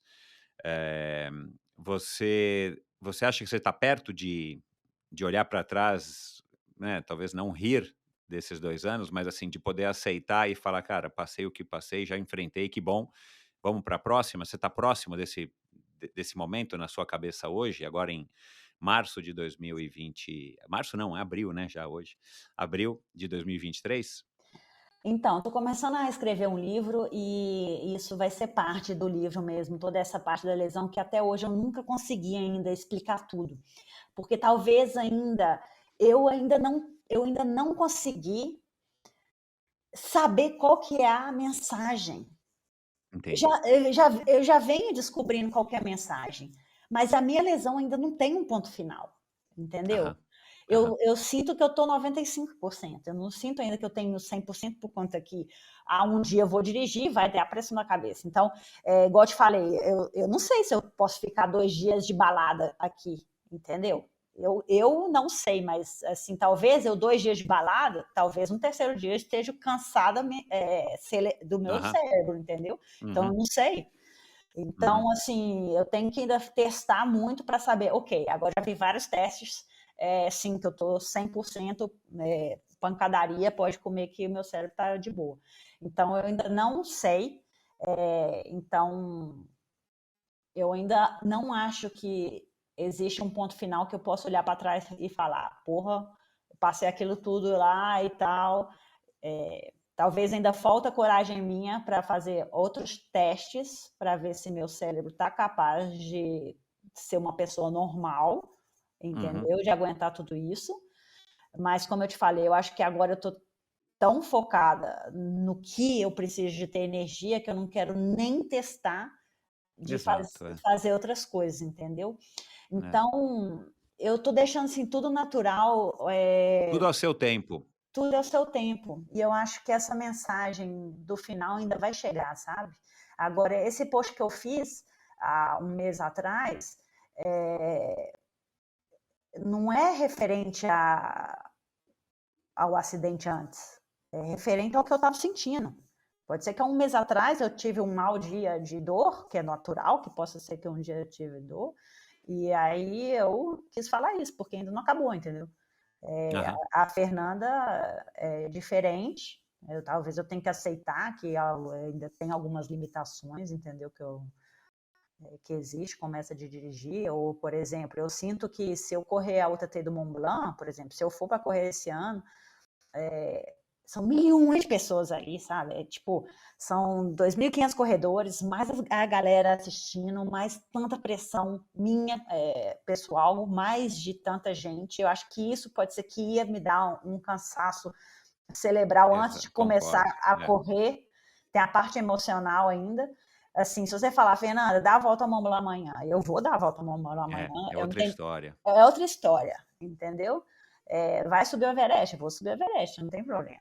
Agora, Uhum, colocar várias pessoas ali com uma pressão, talvez isso, meu cérebro ainda não esteja capacitado para toda essa pressão, entendeu? uhum. Não sei. A a sua religiosidade mudou depois do acidente? Com certeza. Eu tive que trabalhar muito, né, só o lado espiritual, ainda mais quando você vê que você, imagina, essa lesão anula o seu físico, anula o seu mental, anula o seu emocional. Você realmente, você vê, hum, só o lado espiritual. Imagina você ficar em silêncio, sem conseguir se mover. Bom, eu já fiz três retiros de meditação, que eu ficava 10 dias em 10 silêncio, dias sem falar. sem falar, que o sem falar é fácil, mas sentada na mesma posição, de 4 da madrugada até 9 da noite, é cabuloso. Então, graças a Deus, eu já tive esse curso. Então, e isso, assim, a meditação ali era um trabalho mental. E a lesão ainda foi mais difícil, porque você nem pode trabalhar seu mental. Você fica igual o vegetal mesmo. Então, o que eu focava era, Fernanda, o espiritual. Tanto que quando eu comecei a voltar a falar e tudo, ter energia para raciocinar, eu trabalhava muito isso com o psicólogo. Tipo assim, isso, o que está me mostrando aqui é o meu lado espiritual, que ela, pela primeira vez eu vi o tanto que a parte espiritual pode te alavancar e pode te trazer tanta fé.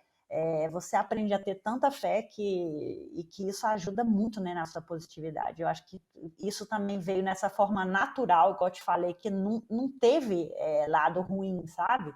Eu acreditei tanto nessa parte espiritual minha também, que foi tudo natural, que foi só indo para melhor, positivo, sabe? Uhum. Você. Eu creio em Deus, eu, assim, sempre creio em Deus, independente da religião, no meu caso. Então, para mim, isso é super importante, sabe? Uhum. Você tem previsão para esse livro, antes que eu esqueça do assunto do livro? Ou também você está deixando tudo a seu tempo? Tudo a Eu já seu estou querendo tempo. ler o livro. Tudo a seu tempo. Eu comecei a escrever o livro em 2006. Imagina, Ah, tem 17 anos. vai ser obra de quase que quer Não, dizer, uma nada. parte importante da sua vida. Não, eu comecei a escrever há 17 anos atrás, aí eu parei, aí eu resolvi escrever um livro sobre o Caminho de Santiago, aí eu escrevi, aí eu falei, não vou fazer só o livro do Caminho de Santiago, vou fazer um livro agora com uma autobiografia, que aí eu vou incluir tudo, sabe? Todos os projetos White Flow, todas as provas, a minha infância também, que com 10 anos já fui treinar nos Estados Unidos, a parte, sabe, que eu aprendi também com a vida pessoal mesmo, eu acho que vai ser bem legal que, né, eu posso colocar por chapters, né, por capítulos assim, e agora ainda mais com a lesão, que para mim foi assim a parte mais importante talvez, porque foi os piores dias que eu já vivi na minha vida, foi com a lesão, então foi realmente o que eu mais pude aprender, então eu quero escrever assim, bem legal, colocar tudo em papel, mas ainda sem pressão. Tá. Não, tá bom. Não, Tô eu não tô escrevendo. pondo pressão, não, desculpa. Eu só queria saber se, tipo, já estava em qual fase, né? Já foi para revisão, né? Não, Não. mas tranquilo. E posso falar uma coisa? Vindo de pessoas como você, eu tenho a impressão de que quanto mais demorar, melhor vai ficar o livro, né? E talvez você tenha que lançar vários capítulos, né? Você vai ter que fazer, de repente, uma minissérie para Netflix, alguma coisa assim, porque não vai dar para contar só se o livro tiver 8.848 páginas, né? Não, vou tentar Mas, resumir. mas vamos lá. Você se considera uma pessoa feliz, Fernanda? Considero super feliz. Assim, onde eu moro é super abençoado. Ser brasileira, para mim, eu acho a gente super abençoado por ser brasileira. A nossa raça é muito bacana. Assim, a gente já nasce com essa alegria, né? Uhum, Então, eu acho que o brasileiro já nasce feliz. Gente, uhum. quando você conhece, ainda mais eu já viajei todos os continentes, já vi várias culturas diferentes, gente, já me relacionei com gente de todo mundo. Nós somos felizes. Então, eu acho que o brasileiro tem essa coisa enraizada na nossa raiz, sabe? A gente tem esse espírito alegre de ver também as coisas mais positivas, e tá tudo ruim, mas tá bom, entendeu? Vamos Uhum. nessa. A gente é muito raçudo. Então, eu acho que a Fernanda, consequentemente, é um pouco disso. E eu vejo eu realmente realizada. Tudo que eu sempre quis, eu consegui, sabe? Hoje em dia, minha família está super bem. Eu congelei meus óvulos, então, se eu quiser ser mãe, ainda dá tempo. Uau, que legal!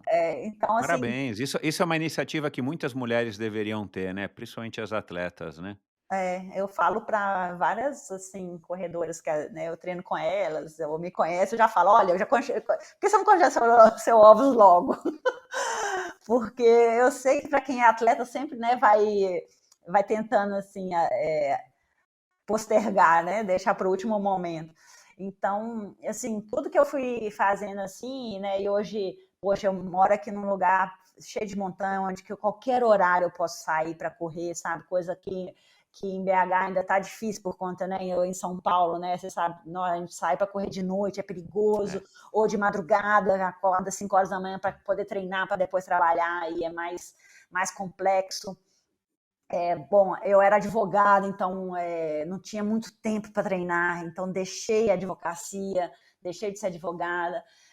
Então, tudo assim que eu fui também mudando, sabe? Eu acho que hoje em dia eu vejo tudo como positivo, sabe? O que teve no passado. Como eu estou projetando também o meu futuro, estou trabalhando muito. Hoje mesmo fiquei correndo 4 horas, só pensando, Fernanda, inteligência. Não pensa no passado, é difícil, hein? Isso é um trabalho mental. Nossa, você aprende na meditação de focar no presente, mas agora eu estou tentando focar no futuro. Tipo assim, vive, corre essas 4 horas no presente, mas foca no futuro. Eu fiquei ali focando no futuro. Nossa, isso vai ser um sucesso, isso.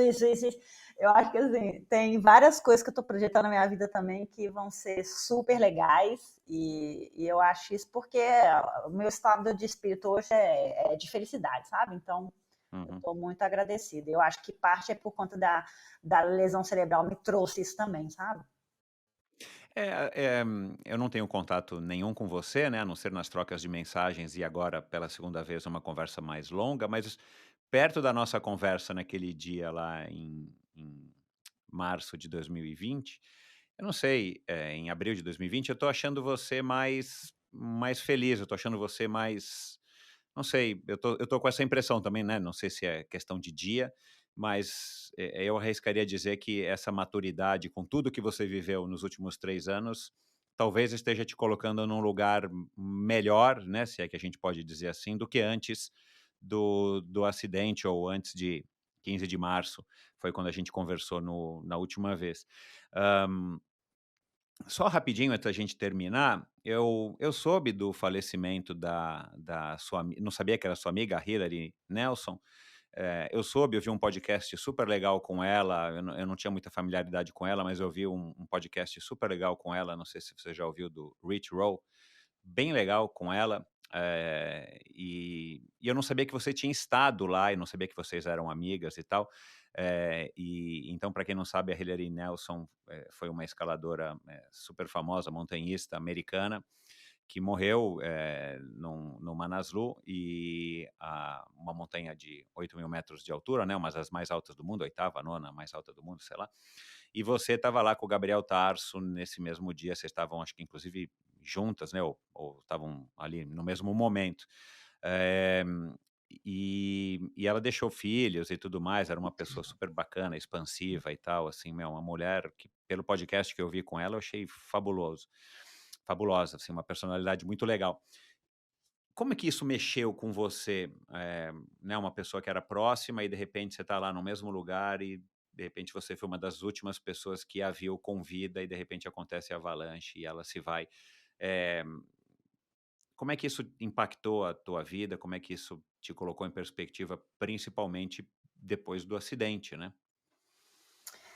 Eu conheço a Hira tem 10 anos e a gente sempre teve essa conexão muito grande. Ela, sempre quando as revistas, né, eu tive que a pergunta, tem alguma mulher que te inspira e tal? Eu sempre, na corrida, nunca tive assim uma atleta que me inspirasse tanto, mas na montanha, sim, que era a Hira Nelson. E assim, né, e eu tinha mais essa afinidade, que ela é da minha equipe, da The North Face, e ela depois ela virou a nossa capitã. Então, assim, eu sempre tive uma super inspiração por ela, porque ela era mais velha, ela que sempre começou a explorar as montanhas, então ela subia essas montanhas de 8.000 metros e esquiava a montanha. Então, tanto que no Manaslu, o projeto dela era ela e o Jim Morris, o marido dela, que também é da minha equipe, eles queriam subir a montanha e esquiar o Manaslu até o base camp. E o meu projeto era de subir e descer correndo. Então, Aham. convidei o Gabriel para poder me filmar lá. Então, por isso que quando aconteceu a avalanche, ele também, né, aconteceu 2 avalanches nessa montanha. Uma que foi que a própria a Hillary e o Jim, eles fizeram o summit. Então, quando eles estiveram no cume, eles começaram a descer esquiando. Ela mesma provocou a avalanche dela. Avalanche. Ela começou a esquiar e dando aqueles turns do esqui, ela foi com a avalanche sozinha para um outro lado da montanha. Então, por isso foi tão complexo a gente ter o resgate para ela, entendeu? E a má sorte que quando aconteceu a avalanche dela, aconteceu a avalanche, assim, a 20 minutos depois que eu resolvi descer de 7.000 metros. Eu e o Gabriel, a gente dormiu a 7 mil metros no campo 3, e daí eu acordei e falei, Gabriel, Gabriel, isso era tipo uma quarta-feira, eu queria fazer meu projeto no domingo, e falei, Gabriel, acho melhor eu descer, e de uma vez, e senão, se eu começar a subir mais ainda, eu vou perder tanta energia, que depois, no dia do projeto, eu vou estar mais desgastada do que forte. Então, eu prefiro já descer. Não sei, eu não estou me sentindo um pouco aqui sem energia. Falei assim para ele. É uma coisa bem ruim, assim, sabe? Aí ele virou para mim e falou assim, então tá, eu vou continuar subindo porque eu preciso aclimatar muito mais que você. Eu falei, então tá, porque eu me sentia muito mais aclimatado que ele. Beleza, aí ele subiu e eu desci. O Gabriel ia fazer as imagens, né? Você ia correr, ele ia documentar, tá? E aí, como ele precisava estar no Summit para poder me filmar, ele também já queria subir mais um pouco para poder também estar mais aclimatado. E o Gabriel já sabe que ele é um super, já fez 2 vezes Everest, ele é um super câmera, super forte, né, alpinista e fotógrafo. E aí, essa avalanche pegou o Gabriel também nos 7 mil metros. Então, aconteceram 2 avalanches no mesmo momento. Então, o Gabriel ainda conseguiu salvar um cara vivo, um outro cara morto, e desceu, ou seja, foi assim, era um impacto atrás do outro. E quando eu desci da montanha, foi tão sincronizado que eu desci da montanha, recebi uma ligação que a Hillary tinha sofrido um acidente no mesmo momento, e daí eu fiquei igual uma louca, correndo ali no base camp, esperando ter notícias do Jim, que era o marido dela, para poder ajudar, para ver o que a gente ia fazer. E daí eu comecei a subir a montanha de novo, aí eu vi o Jim descendo correndo com os esquis dele, e daí a gente começou, eu e ele, a tentar fazer resgate. Só que como os helicópteros estavam foram para salvar essas pessoas do avalanche de 7 mil metros, que foram vários lesionados, e também porque eles viravam para a gente e falavam assim, você tem certeza que ele virava, né, os pilotos do helicóptero falavam, você tem certeza que sua mulher vai estar viva?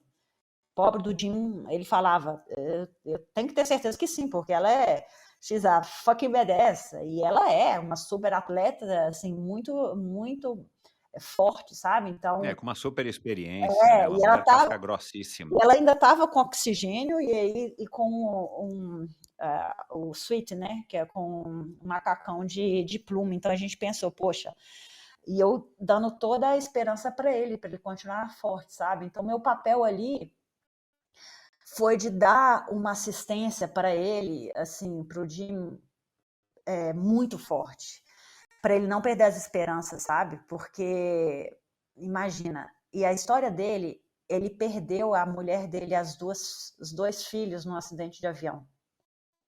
Nossa, coitado. Coitado. E depois de 3 anos, ou seja, ele ficou nesse luto durante 3 anos, ele perdeu a família inteira. E depois de 3 anos, ele encontrou a Hillary. Então, a Hillary trouxe a vida para esse cara. Nossa, meu Deus. E daí, ele queria ter morrido com ela. Ele virava para mim, Fernanda, eu queria ter morrido com ela. Eu queria ter descido da montanha, só que os Sherpas começaram a gritar e eu não fui com ela. E eu falava com ele, Jim, a gente precisa de você aqui, por favor, não pensa isso, entendeu? Então, é a segunda família que ele está perdendo. Então, meu papel ali era só de dar apoio para ele, moral, e dar esperança, e dar fé, e dar, sabe, colo, assim. Então, para mim, e foi um super teste para minha lesão cerebral também, porque eu fiquei com medo de toda essa parte emocional Desencadear alguma coisa. Desencadear para o meu cérebro. E não, eu fiquei super forte depois. Sim, que eu tive que trabalhar isso com minha terapeuta e com o meu tal coach, porque para mim foi também foi traumático, sabe? Porque a gente ficou 3 dias sem conseguir o resgate e depois trouxe o corpo dela, ficou na frente da minha barraca ali e eu, putz. E eu também era assim, teve isso, então, claro, eu deixei de fazer meu projeto, estava totalmente abalada e já voltei no helicóptero com o corpo dela já para Chamonix, já para Katmandu. E a cerimônia também é muito, né, a cremação, eu nunca tinha visto uma cremação. Aí a gente foi buscar o corpo dela no hospital, a gente foi carregando o corpo dela num caminhão até no local para poder ser cremado. Então, toda essa celebração ali também é muito pesado, sabe? Assim, é muito bonito, mas ao mesmo tempo é muito impactante.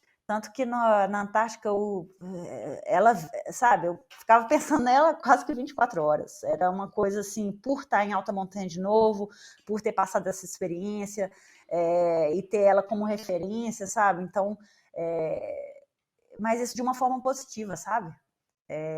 A presença dela, assim, para mim ainda é muito positiva, é muito da parte alegre de ser, sabe? Depois disso, eu me tornei muito mais amiga do Jim Morrison. A gente teve também uma celebração também nos Estados Unidos, então eu pude também dar meu depoimento lá. Hoje ele me vê como uma mulher que protege ele, o que também a gente fez um evento assim, eu mais outras 3 mulheres para proteger ele. Foi uma coisa assim bem espiritual, muito bacana também, que a gente fez com o Jim Morrison. Então eu pude aprender muito também, sabe, com a perda dela, assim, fisicamente. Uhum. Você não pensa nisso, nessa situação fatal, quando você está fazendo as suas expedições? Você trabalha isso também dentro de você? Ou é um assunto que você evita? Como é que você se relaciona com a morte? Bom, a minha família é católica e também espírita, então para mim a morte é bonita, eu não vejo esse problema, mas sim que eu tenho todo o respeito, sabe, pelas montanhas e tudo, eu tenho muito respeito, eu quero ver muito, igual eu te falei, eu quero estar 90 anos de idade fazendo travessia de natação. Então, para poder chegar lá e para fazer minha corrida matinal de cada dia que eu também quero fazer, toda decisão minha de montanha que está no meu controle, eu quero tomar com a decisão mais humilde possível. Então, desistir mesmo, não ir se tem alguma coisa dando errado. Claro que, como eu faço, tem esse limite, né, de ir rápido, então eu não posso usar uma bota tripla, eu tenho que ir com um tênis, então eu sei desses limites, que eu tenho uma maior propensão a ter um congelamento de um dedo do que uma pessoa que vai com porta tripla. Tem esses detalhes, mas Uhum. isso não quer dizer que eu vou morrer, entendeu? Isso quer dizer que eu estou mais propícia a ter um congelamento aqui ou a ter mais frio ali, mas isso, assim, com a minha experiência, eu sei desse limite, com base de todos os treinamentos que eu tenho feito. Então eu sei que eu estou ainda dentro da zona segura, entendeu? Aham. Então, isso me dá confiança para poder, né, ir avançando. E eu acho que cada amigo, né, que a gente perde na montanha, a gente ainda fica muito mais cagado, sabe? Eu acho que depois da morte dela, eu ainda, igual eu te falei, a gente vai aprendendo muito, sabe? Com as pessoas que a gente vai perdendo. Hoje eu sou muito mais medrosa do que quando eu tinha 20 anos de idade, entendeu? Então você pensa, poxa, você faz esses projetos cabulosos e tal. Eu falei, não, mas hoje em dia eu tenho muito mais medo do que quando eu tinha 20 anos de idade, fazer a corrida de aventura, Aham. entendeu? Aham. Então, acho que isso, com a experiência mesmo, a gente vai sim tendo mais medo e mais respeito, né? Por onde a gente vai pisando. É. Eu, eu acho isso super legal. Eu acho legal você falar isso, porque é uma coisa que eu vejo em alguns convidados, vejo em algumas pessoas, muitas vezes em mim mesmo. E eu acho que isso é um sinal de amadurecimento, né? A gente vai tendo, a gente vai colocando as coisas na balança e vai tendo mais coisa para colocar em jogo, né? Essa bagagem das nossas vidas. E aí a gente coloca em perspectiva. Quando a gente tem 20 anos, a gente não tem uma história pregressa muito grande, a gente não tem, né, tanta responsabilidade e tal. Então eu gostei de ouvir isso, né, de você. Para a gente caminhar aqui para o finalzinho, eh, você tem planos de escalar o Everest? Sim, eu quero ir para lá no ano que vem, mas tudo com muita calma, né? Igual eu te falei, é tudo com muita humildade. Cada montanha que eu vou fazendo é quando eu sinto que eu estou preparada, e também não só depende de mim, depende, vai ter dinheiro aqui, vai fazer isso, quando que quem vai comigo, entendeu? Porque, por Uhum. exemplo, no Manaslu, a minha experiência O Sherpa não conseguiu me seguir nem 2 minutos, então acaba que eu vou para a montanha sozinha, entendeu? Aham, aham, Então, assim, eu tenho que ter uma pessoa que, sabe, que consiga me seguir desde o início, sabe? Para mim é muito importante ter essa parte de segurança. Então, claro que no Sherpa me seguia depois de 5.000 metros, ele conseguia me seguir, mas até 5.500 ele não conseguia me seguir. Então, assim, eu tenho que ter assim mais uma equipe, sabe? Que aham. dê todo o suporte e também que consiga filmar, porque também eu quero trazer isso também para todo mundo. Então eu tenho esse sonho sim, estou encaminhando pouco a pouco para isso. E se Deus quiser, eu vou conseguir fazer também. Ótimo, aí você vai voltar aqui para contar como é que é a vista lá do Everest, né, eu já tive o prazer de perguntar isso aqui para 2 pessoas, né, eu te falei o Joel Krieger, que teve lá ano passado, e a Areta Duarte, fantástica, um personagem também incrível. Eh, Depois do Denali, você tem a Ultra Trail do Mont Blanc aqui em Paraty, né, onde eu já percebi que a comunidade de trail runners do Brasil está em polvorosa, né, com essa tua perspectiva de vir ao Brasil competir a UTMB lá em Paraty. Qual vai ser o próximo a grande montanha, provavelmente, né, que você vai querer, subir correndo e descer correndo? Já tem planejado, você pode revelar? Então, agora eu estou indo para o Denali, no Alasca. Então, essa montanha que eu vou estar durante maio, não vou ter internet ali para poder divulgar como está sendo meus dias ali. Tem outras corredoras que também vão estar tentando, acho que talvez antes de mim ou depois de mim, mas eu acho que depois de mim. Então vai ser esse sempre tem, hein? Mas assim, agora elas são muito boas também, então vai estar super animado. Mas estou super confiante, eu tenho bastante experiência, né, já em montanha. Eu vou estar ali pouco tempo, não são muitos dias que eu vou estar na montanha, justo para não, não perder muita massa magra. Porque a montanha são bem difíceis, é muito, muito frio ali. E, bom, e é isso. Eu estou Não, focada. mas e depois do Denali, depois da Ultra Trail do Mont Blanc, qual é a próxima montanha? Já tem planejado? Ah, depois é o Everest. Aí depois eu quero ver se eu. Ah, você não vai fazer mais nenhuma, assim, grande montanha para depois se preparar para o Everest. Ah, não sei Vai ser o ainda. Everest direto. Não sei. O que eu estou mais programando é para fazer o Everest. Vamos ver se depois eu consigo colocar alguma outra no meio, mas talvez não.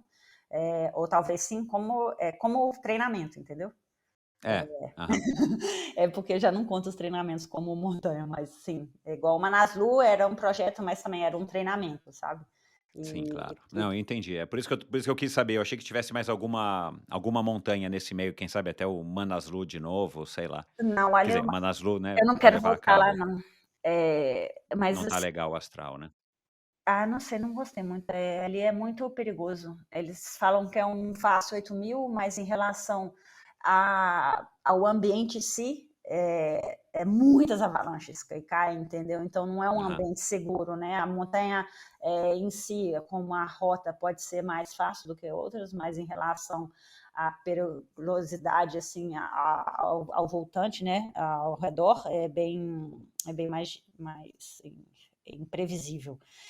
uhum, Então, mas assim, que eu com certeza vou fazer uma montanha antes de fazer o Everest, mas ainda não sei qual.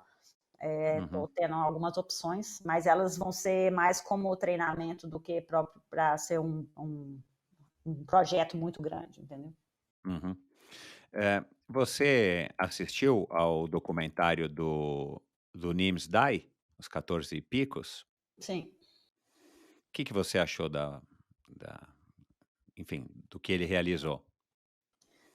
Bom, eu não gosto muito porque eu acho que falta do alpinismo, né? Ou seja, imagina se há tantos anos atrás se fez o Everest sem oxigênio, é muito mais difícil, entendeu? Fazer isso do que o que ele fez. Claro que o que ele Uhum, fez foi uma prova que a logística, eu estou falando em relação à parte performance, hein? O filme em si, aham, visual é lindo, mostra as montanhas, mostra a vida mesmo do nepalês, que é aquilo mesmo, o que ele fez para a comunidade dele é muito bacana. Uhum. é o máximo que ele conseguiu, o projeto dele é lindo, que ele, né? E assim, e projetos são muito pessoais, né? Ele colocou, ele desenhou Exato. aquilo É. e fez. Igual meu projeto é ridículo para ele, mas para mim é muito mais importante, muito mais difícil, entendeu? Ou seja, depende, porque Uhum. correr para mim é mais difícil do que pegar o helicóptero e voar aqui e subir com oxigênio, entendeu? Uhum. Então, para o esporte alpinismo, o que ele fez não, eles não aceitam, né? Porque no alpinismo você tem que subir sem fixed line e você tem que fazer sem oxigênio. Então, isso é o mais bonito, o mais difícil do alpinismo, entendeu? Uhum. Então, em relação ao alpinismo, o que ele fez foi regredir, não, e colocar uma coisa mais comercial do que o próprio alpinismo em si, sabe? Uhum. Então, em relação a isso, eu não achei legal, não. Tá. O Killian subiu o Everest sem oxigênio? Sim, 2 vezes sem. Você tem contato com ele? Sim. E você já conversou com ele, por exemplo, a respeito da sua ideia de subir o Everest para pegar dicas, para ouvir histórias ou sei lá, né? Porque ele é um cara que Não. faz o que você faz, né? Um cara que faz isso em alta performance, em velocidade e ainda mais isso não é, você acha que não é uma coisa válida para você trocar experiências ou pegar experiências de quem já teve lá Sim, como corredor, né? Sob a ótica de um corredor, né? o David Cutler, ele é da minha equipe, ele fez Everest ano passado sem oxigênio, depois da terceira tentativa dele lá. A gente corre junto, é meu vizinho aqui, é da minha equipe, então com o David, o que ele é muito ocupado, entendeu? E tem 2 filhas. Eu sou muito amiga da Amy, da esposa dele, mas não assim tão amiga dele. Conheço ele, converso Entendi. com ele, vou na casa, mas agora moro na Noruega, é muito afastado. Não tenho a coragem É. de falar, e aí, me dá dicas. Ele vai falar, porra, treina muito e dorme em altura, o que eu já sei, entendeu? E com o Davi é mais legal porque a gente tem o mesmo equipamento, então, assim, é muito sobre o produto, né? Então, acho assim, a gente tem a mesma bota com a mesma gaiter, que é a Denos fez uma bota específica para ele e para mim, para fazer Everest com essa bota, que é muito leve. Então, a gente tem a mesma calça, a mesma jaqueta, Entendi. a mesma máscara. Então, a gente tem, assim, todos esses detalhes do equipamento, que é uma coisa muito importante para a gente conseguir fazer isso no estilo que a gente quer fazer. Uhum. Então, isso acaba. E a trocar ideia também, né? Do tipo, porque por mais que ele tenha um treinador, eu tenho um treinador, vale muito mais o que ele me fala da experiência, o que serviu de treino para ele, o que funcionou para mim, entendeu? Então, e também cada um tem seu estilo, né? Ele tem o estilo dele que é de alpinismo. O que eu estou fazendo no olhar deles, o que eu estou fazendo é um atletismo, não é porque eu vou subir segurando a fixed rope. Eu não tenho problema no meu ponto de vista. Eu não, Aham. para minha segurança eu segurar na corda lá, entendeu? Para subir, para descer. E para eles já não, porque eles estão num nível altíssimo de alpinismo, entendeu? É, que acho que é o estilo clássico que fala, né, que é o É, estilo antigo, rústico, sei lá. exato. Teve alguma mulher que já subiu correndo e desceu? Não,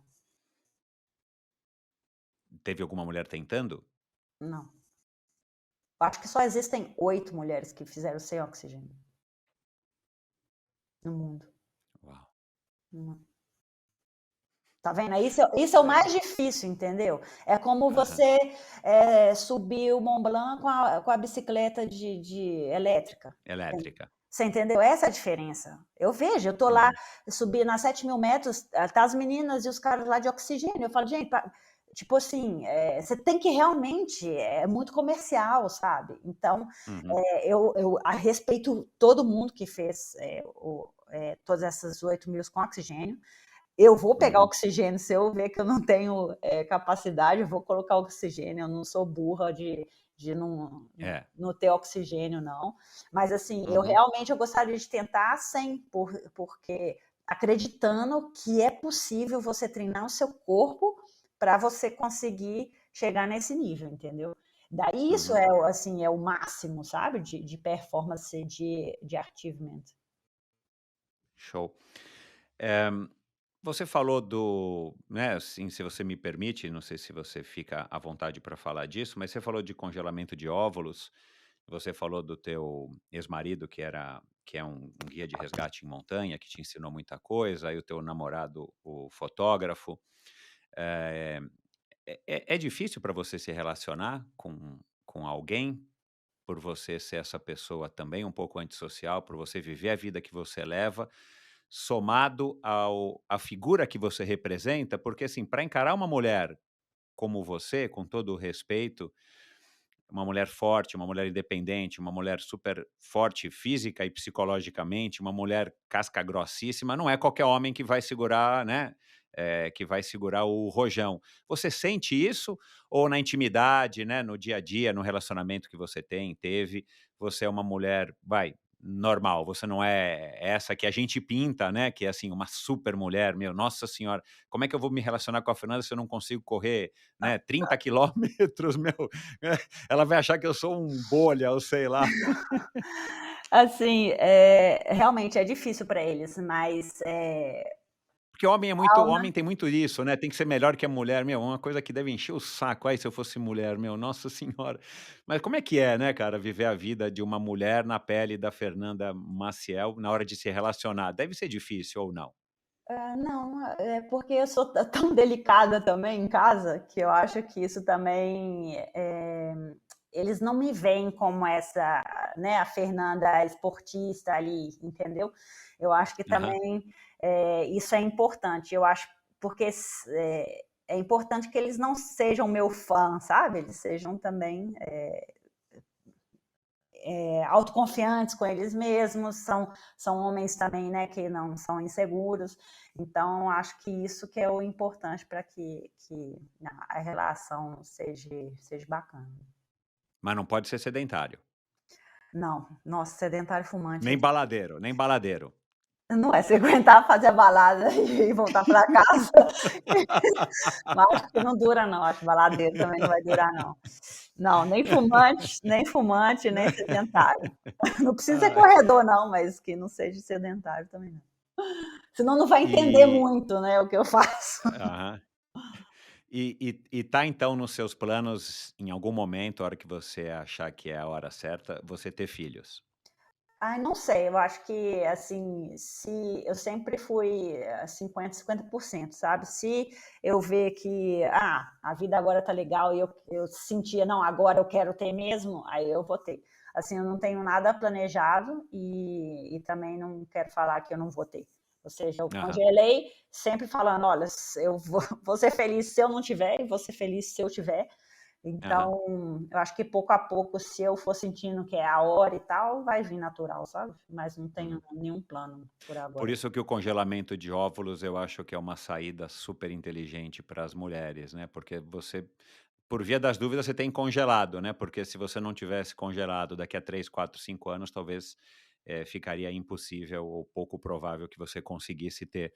E agora com os óvulos congelados, minimamente você tem um prolongamento nas tuas chances de ter filho e realizar aí um passo importante também na vida aí de muitas mulheres. Legal, para terminar, você tem planos de voltar para o Brasil?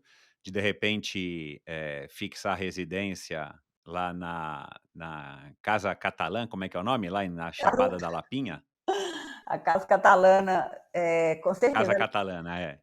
Mas assim, agora, ó, em junho eu vou estar no Brasil, em setembro eu vou estar no Brasil, em outubro eu vou estar no Brasil, em dezembro eu vou estar no Brasil. Então, assim, eu vou e volto para vocês verem. Acaba que eu que não fico postando muito, mas acaba que eu fico mais no Brasil do que em Chamonix. Mas é que Que legal. eu chego no Brasil e não fico querendo contar para ninguém, porque senão eu não consigo aproveitar minha família. Não é que eu não estou aí, é porque Claro. eu estou É. querendo aproveitar minha família. Mas sim, eu amo a Casa Catalana. A minha casa fica na Lapinha, que é do lado da Serra do Cipó. Então eu amo treinar na Serra do Cipó, nadar no rio ali, subir as montanhas, remar, pedalar, escalar. Eu adoro fazer tudo isso aí em Minas Gerais. Nossas montanhas ali são maravilhosas. E com certeza eu não consigo não ir para o Brasil, não ficar aí. Por enquanto, para mim é super importante estar agora aqui em Chamonix e, né, treinando como eu estou treinando, correndo aqui nos glaciares. Isso é parte, né, dos meus sonhos também.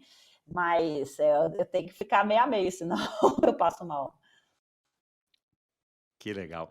Bom, Fernanda, muito obrigado mais uma vez. Muito obrigado por ceder tanto aí do seu tempo. Eu sei que já está tarde aí em Chamonix e hoje é um domingão, né? Você vai agora pedir uma pizza e assistir o Fantástico via satélite.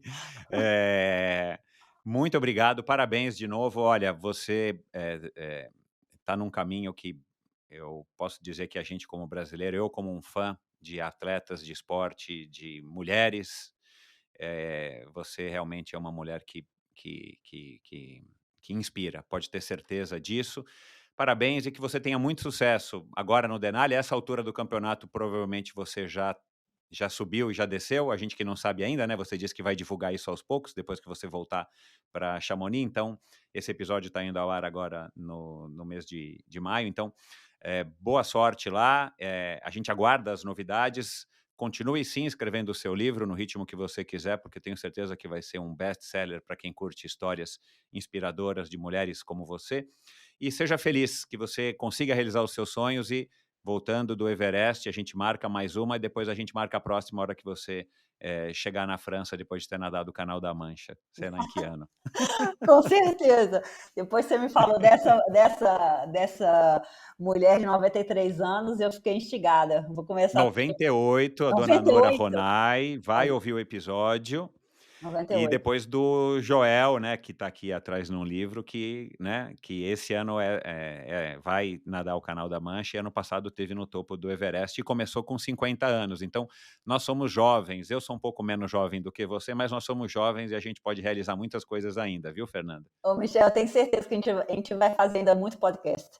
Porque Ah, que bom! eu vou ser dessa turma, então ainda tem muito podcast ainda para rolar, Ótimo, com imaginou? certeza.